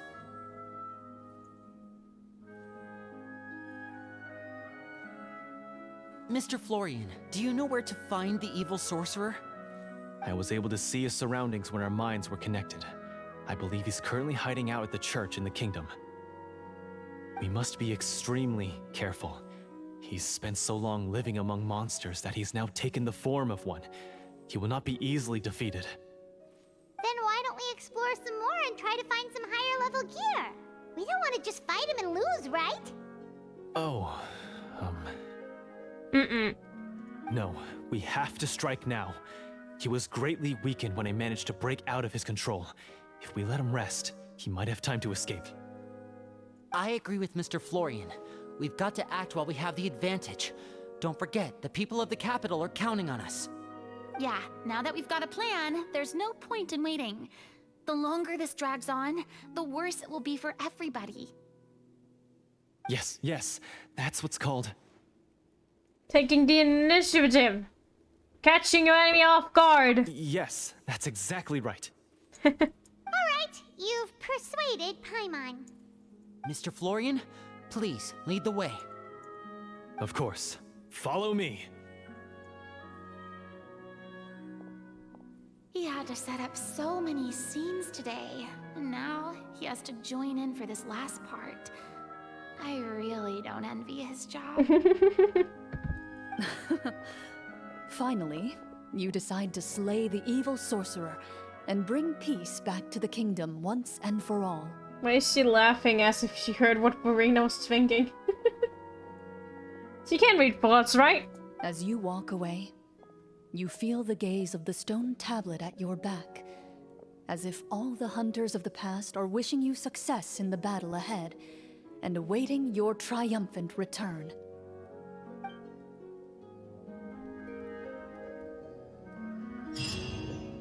Maybe she gets used to Game Master after all. Oh my goodness. It's gonna be so far away. Yep.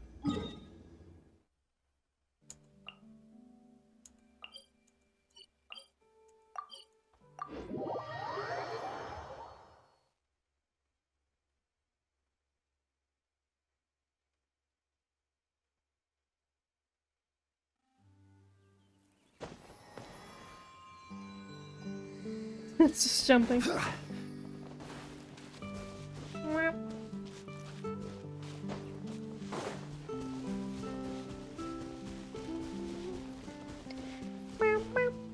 They won't let me go too close. They know what'll happen if I get too close. Finally, you arrive at the church Florian described. As you approach, an ominous aura surrounds you. You get the sense that your enemy is close at hand. Enemy. It's the squirrel. I know it is. Look at that. Look at that squirrel. How strange. This uneasy feeling seems so real. How did they manage that? Now, it is time for the final battle. It's the Storm Terror music. Let's go.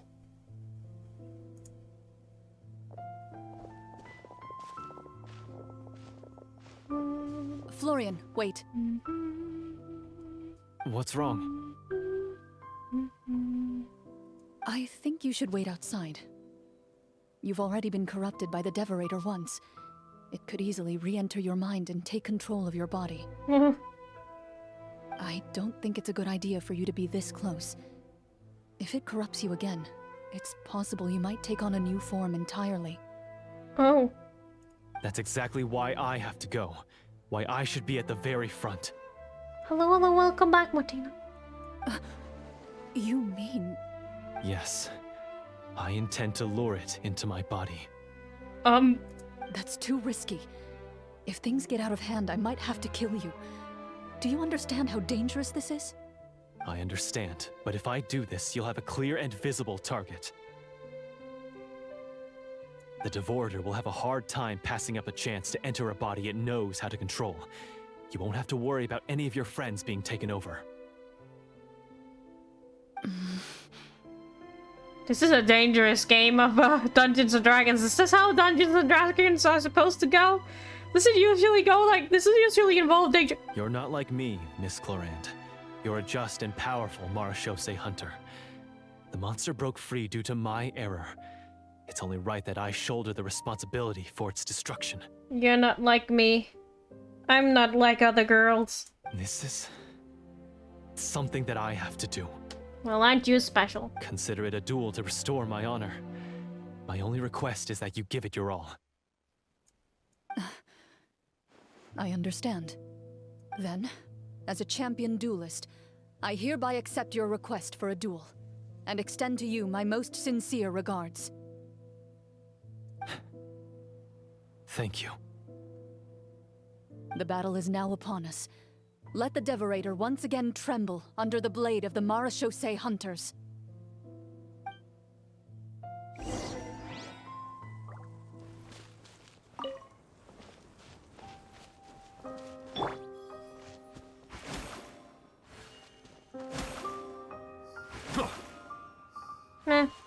Didn't want it anyway. Are we entering a domain now, or is this a cutscene that's gonna happen? I wonder. I mean, we already had tried Clorinde as a trial character, so I don't think it's a domain. Not at this point. It's probably... cutscene?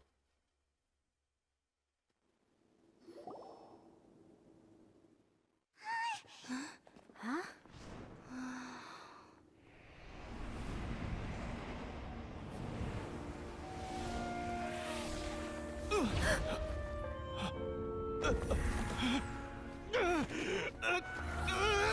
Just fight it, bro. Okay, he couldn't fight it.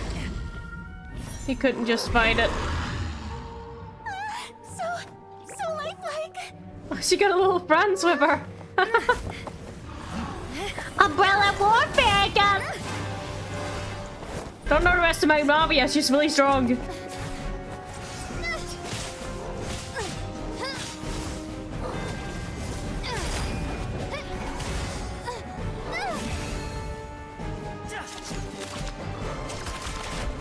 She fights with cards. Oh, be careful, that's gonna really hurt.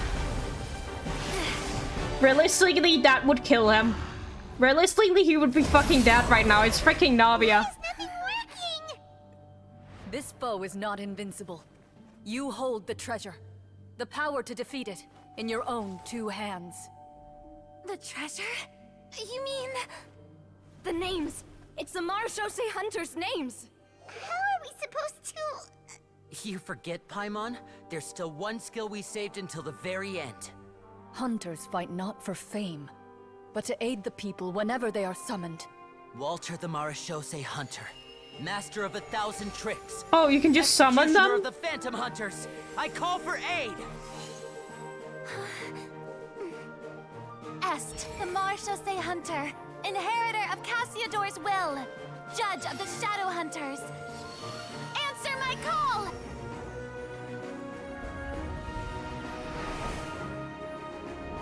Petronia, protector of justice and order.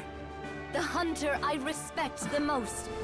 Thank you for saving my friend, the best one I'll ever know.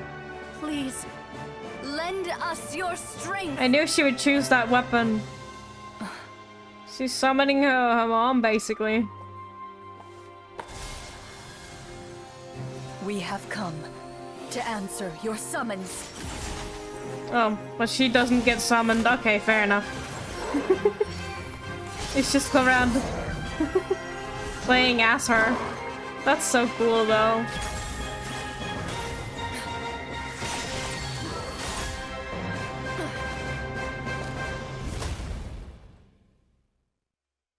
And so, the monsters were eradicated, and the sorcerer was defeated. I was gonna say I summoned the husband. Peace soon returned to the capital. Those in the court, manipulated by the sorcerer, also recognized the errors of their ways. Some remembered the names of the heroes who saved their kingdom, but others simply continued their lives none the wiser. So is the guy dead, or...? Such is the story of the Marechaussee Hunters. They pursue the phantoms in the darkness and exterminate all who pose a threat. They will always protect the city and those within it, even should all memory of their accomplishments be forgotten by the very people they serve. I'm assuming we've finally reached the end of the script. Yes, you've reached one of the better endings. The better endings. It's a pretty solid story overall. Pretending there were I other thought it endings. was just an ordinary adventure at first, but the further we got into it, the more impressed I became with the production and the plot. Guess he's just dead. I don't think he's dead. They wouldn't put on happy music if Clorinde just killed the guy. That final battle especially. All the effects were super realistic. Oh, right. Yeah, totally. That's a really good point. I never expected the weapons we picked up from that vault would have that kind of effect. Yeah, mine nearly scared the daylights out of me when it started glowing. I took a good look at it after we got out, but I don't think it ever lit up again. Oh, we should probably give these props back, right? I'll just leave mine here. Did you have a good time? Of course. Let me know if another script like this comes around. She doesn't know, chat. She thought it was all part of the play. She doesn't know. Sure, no problem. Then I'll head back for now. I think I need some time to fully digest everything that just happened. Me too, sometimes, honestly. But like, she's gonna have such high expectations for the next plays. Be like, man, this wasn't as elaborate as the last one. The first one was really my favorite. Once Mr. Florian is awake, please pass on my regards to him. He must be extremely exhausted to have passed out cold like that. You're right. He's had a lot to deal with. Yeah, he's totally not dead. Well, see you all some other time. Toodaloo! Toodaloo! He's dead. She's just walking away. La, la, la, la, la. Okay, so, can I ask now? I think it should be fine, yeah. What in the world was going on back there? So you saw through all of that? That time in the cave when you told us to close our eyes, it'd be weirder if we didn't notice anything. I was dying of curiosity the entire time. I mean, you did a pretty bang-up job of pretending nothing had gone wrong. Farina actually looked like she thought all of it was planned. Guess none of us wanted to be the one to break the illusion. What are you all talking about? Yeah, what's going on? I was just playing along too. Hey, what's going on? Oh, wait.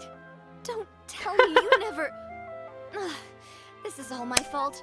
It's not too late to cover your ears. Here, partner, I'll do it for you. Bit late for that, don't you think? You're saying everything that happened back there wasn't actually part of the script? It's probably more accurate to say this was never a real scripted story to begin with. Huh? What? I mean, it was a little bit, but like... So loud. My head. Oh, he came back from the dead. Hey, you! Get up right now and explain yourself! No shaking, please! Oh, my head. So loud, it's Paimon's voice. Oh, man. Did Paimon just hear that right? You guys made up that whole last part on the spot? Must be so unfortunate to be the guy. Or to be anyone, really, who have to listen to such loud and horrible noises. It's not nice to lie to people, but Paimon's got to admit, that was a really good story, Florian. Oh, and nice improvisation, Clorinde! Yeah, it was like watching a magician improvise a spectacular magic trick after forgetting an important prop. If Paimon knew something was wrong with that vault, she would have floated straight in the opposite direction. Everything was under control. As if you've ever described a situation as being out of control. I'm pretty sure any situation you consider to be easy to handle would scare a reasonable person half to death. Guess I'm just used to it. You must run into a lot of unexpected situations then. That explains why you're so good at coming up with things on the spot. As for you, Florian... You're going to jail. I know there's no excuse for what I did. I'll turn myself into the guards at once, confess my crimes, and accept any punishment that comes my way. Confess your crimes? I would say you've already suffered more than enough. Yes, you almost killed him. What? You may have been blinded by fame and fortune in the beginning, but your actions during the final battle had proven you to be a true Marechaussee hunter. Wait, what did he do? Oh, he almost killed them. You'll be far more used to the city above ground than below. Your job as a hunter is more important. He tried to kill him. But... Of course, you'll still need to take the keys and pay a personal visit to the 2 hunters you wronged. Prepare to accept any terms they give you as well. Yes, of course. Haha. Public service, get on it. As far as I'm concerned, though, your showing in the duel was enough to prove your honor. But then again, like, the Fortress of Meripede, we all know it's not that bad, so, you know. Then I'll do exactly as you said. I'll go return those 2 keys right now. Thank you so much, everyone. I'll do my best to prove myself worthy of the second chance you've given me. I swear this on my name and honor as a Marechaussee hunter. Until we meet again, everyone. Until we meet again. You exit the basement, shortly after Florian.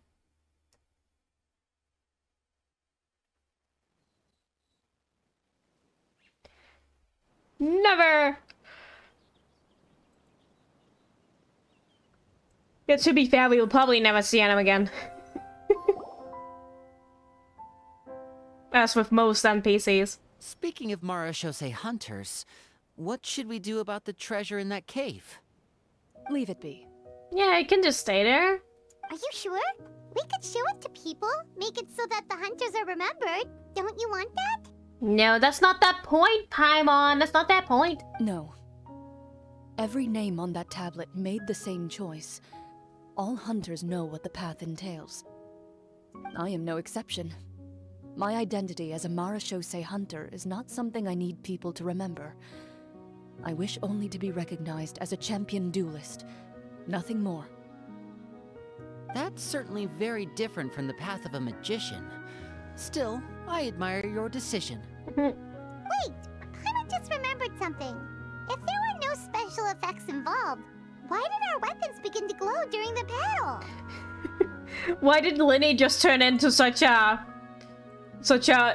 being a magician is my only personality all of a sudden? It's the second dialogue that's like, that's just like magic. Oh, that's just like a magician. He used to have more to say. Is it because he's not role-playing anymore? No, he doesn't know how to be his own character. He's like, oh, now I'm done role-playing. What am I supposed to say now? Well, he's a magician. Yeah, that's true. That's true, but like, usually he has other things to say than just being like, oh, I'm a magician, hee hee, haha, ho. That's because the Marashose hunters of ages past would often imbue their weapons with special enchantments to suppress the monsters. Whenever a monster was nearby, their weapons would start to glow. Oh, so that's why they had an effect on that guy near the end. I really thought the summons were doing all the work. Well, I'm sure the summons were a part of it too. Oh? How so? This particular Devorator probably hailed from the same era as the hunters we saw in the room. The names you recited all belonged to the bravest hunters. Countless monsters fell to their blades. That's likely why the Devorator visibly reacted when you said them out loud. Maybe he's bracking because he's a magician. Yeah. Just remember that I am actually a magician. I'm a lot cooler than the character I was role-playing.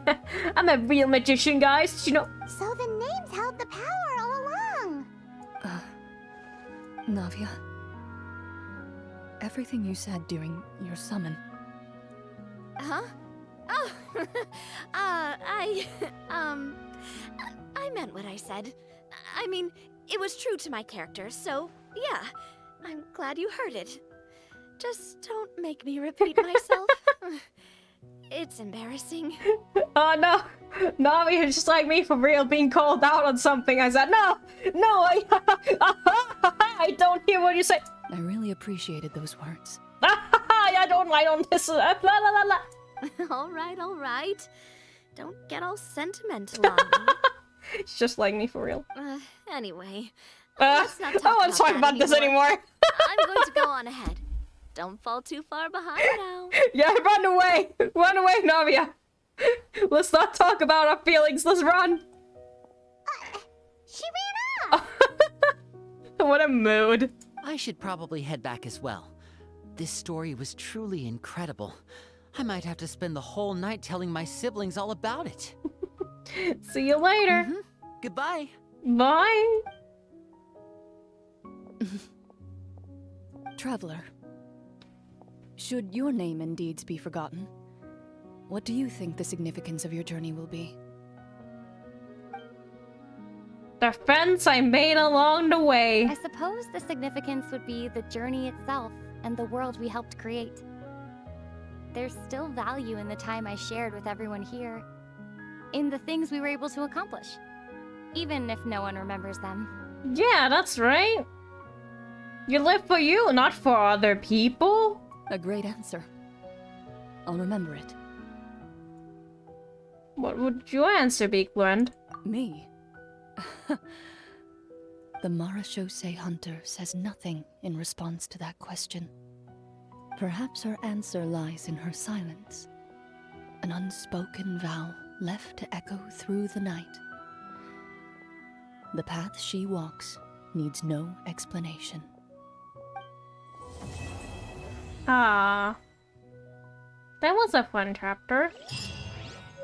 Granted, the part, the whole role-playing part kind of lost a little bit of the more of exploration, like, and like how you can like use your skills and stuff. I kind of wish there was a little bit more of that, but you know, that was only through the like first half. In the second half of that, we just didn't really get that. But it's fine. It's fine. It was fun to try. Where's my hacking book? Oh, this is one. Book. That was really cool. Oh! Character name Clorinde. Character identity Game Master of the Tabletop Troupe. Character name Navia. Character identity Marichose Hunter. Background: an optimistic, kind-hearted Marichose Hunter who always happened to be a shrewd merchant. She has a quick wit and is extraordinarily eloquent. Character skills: persuasion, investigation, summon. Character name Farina. Character identity Marichose Hunter. Background: a Marichose Hunter with a beautiful singing voice and a deep grounding in the arts. Capable of moving people to the very core through the power of performance.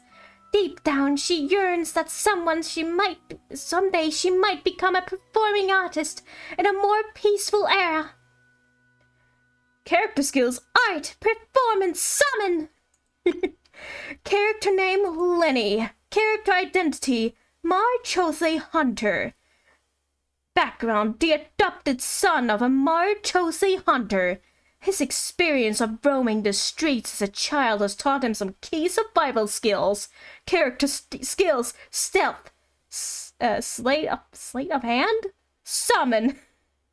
He never got to do anything though. He didn't get to do any stuff. I'm sad. Maybe in a different storyline we could have done that. I'm like a Pokédex. Character name JC. Character identity Marichose Hunter. A kind, upstanding Marichose Hunter. You introduce yourself to your companions with the following words: I have been studying medicine ever since I was a child. I want to do my part to eradicate those monsters and use what I had learned to heal others. Character skills: medicine, insight, and summon. Character name Pylon. Character identity Marichose Hunter's good friend. Background: follow the Marichose Hunter JC around in the capacity of best friend and guide. That's so neat. I like those. And I guess that would be different, like portraits depending on what you choose as your skill. You know, first time I saw those, I was like, what is this? Is this like some Professor Layton Genshin crossover fan art? When I saw those arts, I had no idea. I had no idea they were in-game artworks. Oh, that's so cool. It had like the paper style, so I thought it was like Professor Layton inspired or something. Like the watercolor, is it called Sepia? Yeah, that one. It was just funny. Wait, wasn't that boss I needed to beat? Didn't I want to beat this boss for some reason? Let's just beat this boss real quick. We have like 20 minutes left, but I'll probably end early because, you know, don't know what to do. Just running around doing fuck all for the rest of the time. I like that. I'm glad we didn't do Shireen's quest. We'll do it next time though. I mean, I say that as if we won't get to do it ever. I'll get to do it. I'm glad we did this today. I thought that was gonna be vastly different. I didn't know we were gonna be playing D&D. Hell yeah. That's just a fun time. By royal decree.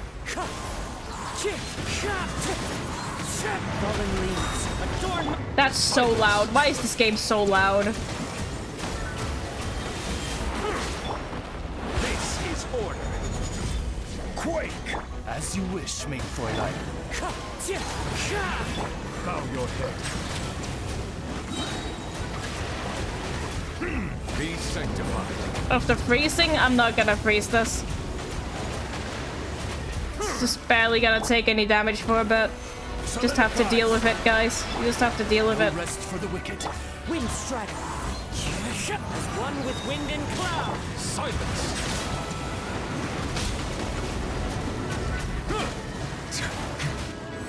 Can I get some energy? No, okay. Stabilize. Wings of darkness! Come, sever... Settle down. Oh, I didn't use this all, so what am I doing? Just drop a meteor on it and it'll die. Oh, come on. Solidify. Fine, we solidified. We just win. Wait, I don't have enough. Why did I think it was only 30?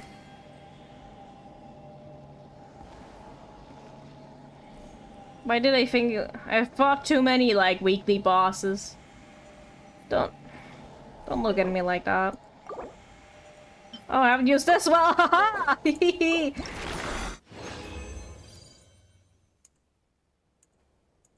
Don't remember who I need this for. Was it Cephals?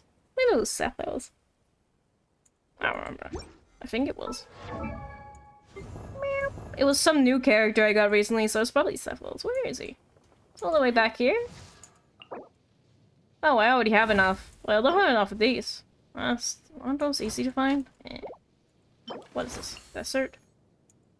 Why can't it just show me what part of it is? I don't want to look for it. It doesn't matter. When am I gonna use Cephals anyway? I just this was fun. I don't know. So it's just kind of trying to like... Doesn't matter anyway. I didn't want to do it anyway. Just fun to do something, you know? Gee. Just have to Google it. Hacking game. Hacking game. I have to actually find things out on my own? Ugh. Doing things is such a hassle.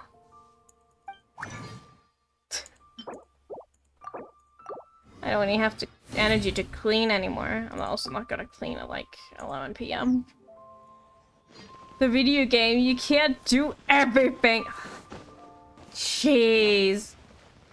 Can't believe this. Sit. Whoop. So proper. Actually, you haven't had enough Mathis wine. I don't really let him whine a lot anymore.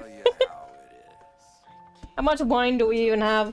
You can check the wine counter, by the way. That's not like a command that...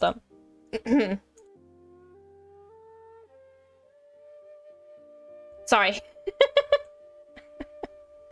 My poor belly. That's not like a command that does anything or like is exclusive to me only. You can just check the wine counter like that.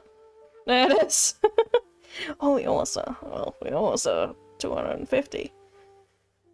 It'll probably be a while though, because I'm always so busy, so I never let him whine. Sorry, I was distracting. Yeah. Doing all the story quests. We're catching up. Any fun meals I can read? Fun meals. Yeah, Miko. Interesting. Little one, I haven't seen much of you around the shrine lately. Let me guess. Ah, your travels must have been smooth sailing, and you made many new friends. So much so that you feel you no longer need my blessings? If that is indeed the case, then my birthday celebration has to be exceptionally entertaining one. One so memorable that you'll never forget it. That's why this year I'm planning to have a Yai Publishing House hold a ramen eating contest together with Kimi Nami Restaurant. The drink. Sorry, I had to make sure I won't say anything in chat while I was reading my reads. Quite a few promising contenders have already signed up. Of course, the rewards are bound to be generous. Win the first round and you'll receive a signed copy of Yai Publishing House best-selling light novel. On top of that, make it to the semi-finals, and you'll be awarded a ramen voucher, with which you get to enjoy 6 months of free ramen at Kimi Nami Restaurant.